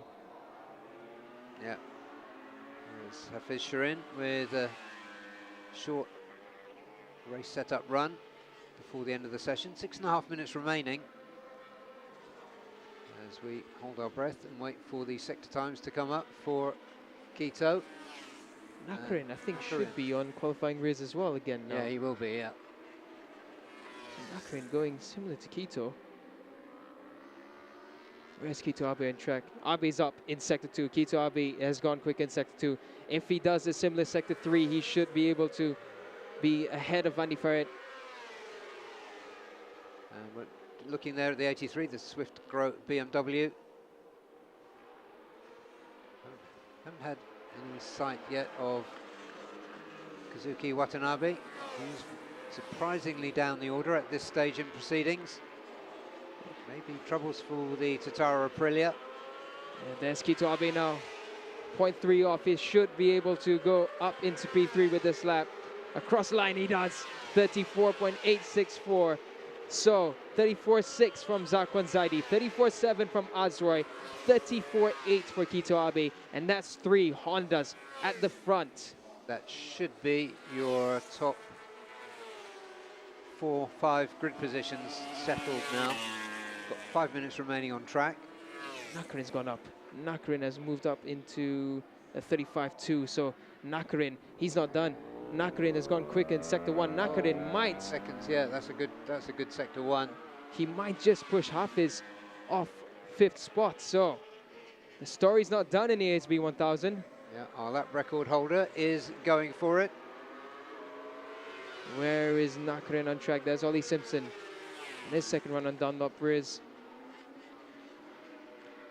There's Nakarin now. He comes around turn 5. Ooh, a bit of a squirm coming out of turn 5 as he goes around the double left-hander. Oh, sector 2. Yeah, he's down a bit in sector 2. I think he lost a bit of drive out of there. Yeah, maybe a little error there for the lap record holder. But now's the time to give it absolutely everything, because he's provisionally on the inside second row. Will Nakarin make under braking? Great shot this every time. Will Nakarin make enough time up in sector 3? He goes aggressively hard on the exit. Cross line, yeah, 35-2.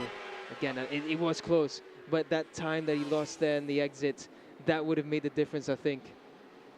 Because sector 2, once you go through turn 5 and 6, if you lose drive, that whole next 3 or 4 turns, it just gets ruined. So close. So those are our first 2 rows this afternoon done. And so Andy Farid Izdihar, who looks like he's going to lead the second row. That's okay, I mentioned him a few minutes ago. It's decent. And yeah, he's making an appearance now. I'm guessing this is his second lap on qualifiers. Should be, Sakazuki Watanabe looking to try and close up the gap to Ollie Simpson, who's done a fantastic job on the Yamaha. Ollie, first time to Thailand at Chang International Circuit. First time on Dunlop qualifying rears, and he's done a great job. This man as well, Kito Abe, step by step, he's found those improvements, and he's put himself on the front row. Kazuki Watanabe comes across the line, 37.5, so never so slight improvement, but he remains 10th. Yeah, that must have been his second flying lap. So the Japanese veteran done for this session as well. Looks like a P10.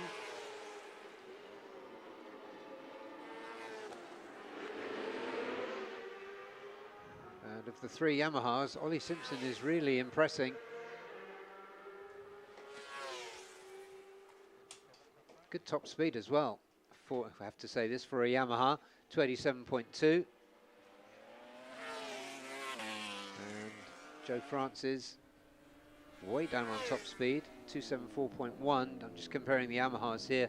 Declan Carberry on the BMW 288.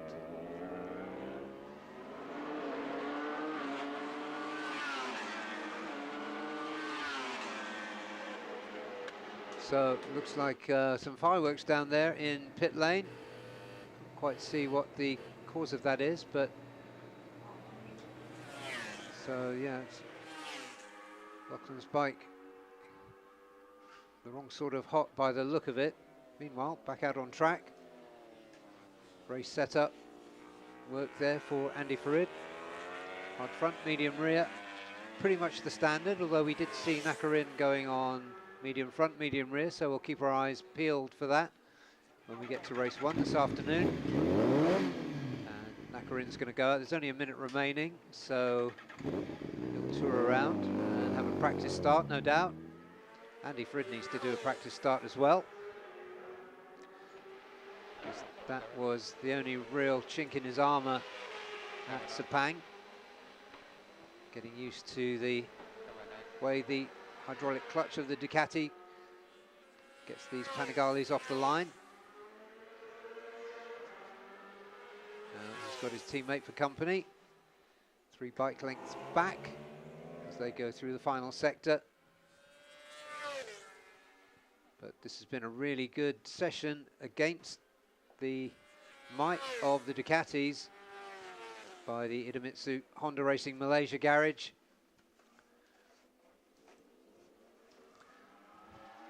They do look a good size. They fly in formation.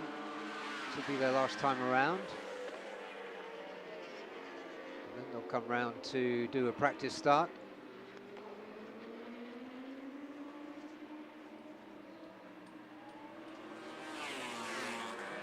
And of the others, Chen Qingrong, obviously problems for him in that session. Only time recorded 2:02. Fahmi Abdul Wahab a 1:46.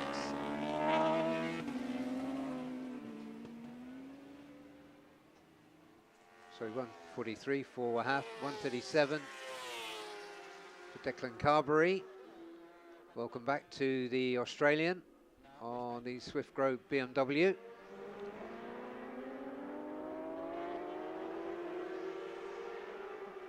That was Declan crossing the line.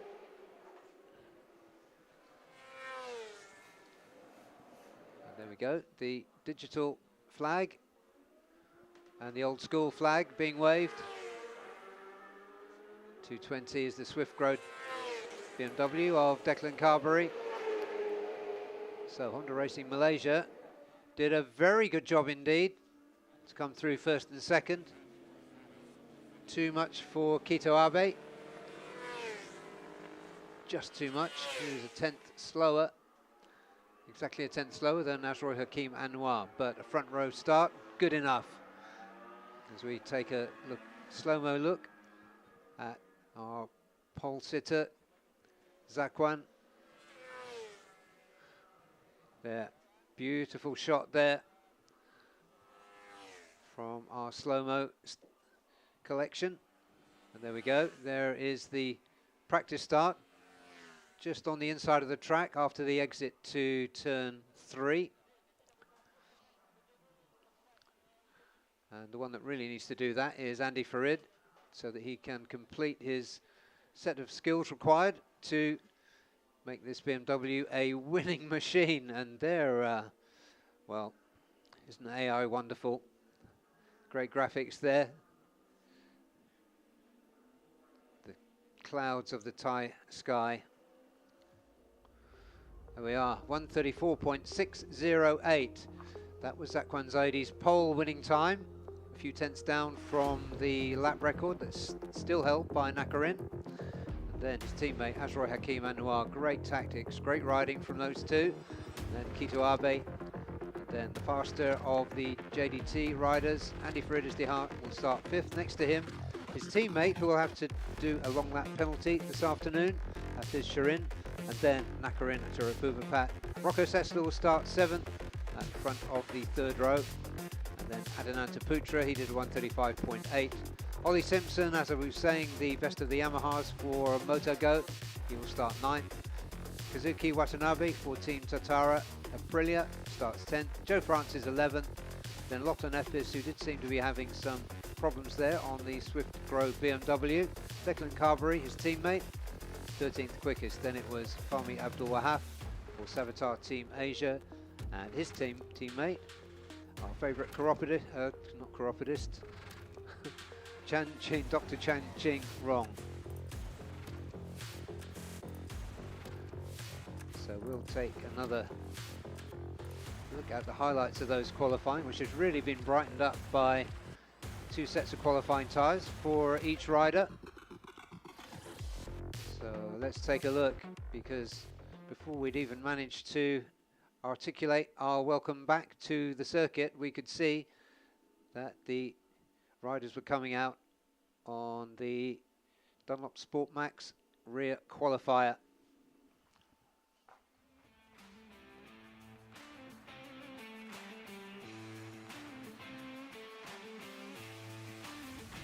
The number 45 there. Very warm welcome to the Asia Road Racing Championship for Australia's Ollie Simpson. And 15 is the BMW of Rocco Sessler, who also came out early on a qualifying rear. The young German 2nd quickest yesterday. And made a pretty good fist of it today. Now this rider, number 39, Kito Abe, currently 2nd in the championship after 2 P2s in Sepang. Didn't come straight out on qualifiers, unlike the 2 JDT Ducatis. They came out on their first set right at the start of the session. Fizz pushed his way up to the top, just ahead of his teammate. then Zakwan stamped his authority. First time around on qualifiers. Baccarin earlier in the session was going for race setup, but he came out start of the midway point on a rear qualifier to see what he could do, as of course the lap record holder. He would come quite close enough, or actually anything like close enough, to his previous best round here in qualifying at Chang International, but he gave it everything. Bit of a struggle weekend for the young Thai, but here running in tandem, Zakwan Zaidi and Azroy, and doing a mighty good job on their second run on the qualifying rear. As the team look on, see if this strategy of running these two qualifying tyres back to back would pay off, and indeed it would, as they locked out the first two places. Fantastic job, and it's Zakwan Zaidi will start from pole position. Zakwan, big progress for you guys in qualifying. Not quite the lap record, so no 1 million yen for the Dunlop Smart Max award, but nevertheless, strong showing and 3 Hondas at the front, including your teammate Azroy. Tell us, what did you guys find in qualifying that's made you make that huge step forward? And also after a good practice yesterday. Yeah, actually on the practice we try many setup with the bike. Also some idea that we try to change like a big change in the setup, but yeah, I think this is a positive side. We are in the good direction, and I'm happy with the team working so well today. So I expect I will be strong in the qualifying. So yeah, is what I expect. So nothing to say. Just in the race, we don't know the track condition, but I believe that we can do better in the race. Then yeah, this long time. Not the pole position, but this time I get the position, but I didn't get the brake record, but it's okay. The important is in the race, and I try to win. Are you satisfied with your setup for the race? Yeah, so far I satisfied with the setup. Also, the qualifying also pretty good. So hopefully that in the race also in the same feeling like this, then I'm hoping that try to win. Thank you so much, Zakwan. Congrats and good luck later. Thank you. Thank you. That is qualifying wrapped up for round 2 of the FIM Asia Road Racing Championship. We will be taking just a short break. We'll be back in 20 minutes time for race 1, which will start with the TVS Racing International Championship. Daniel and I will be joined by the mighty Des Corkill, as always, for this afternoon's race broadcast. So we'll see you in about 20 minutes from now.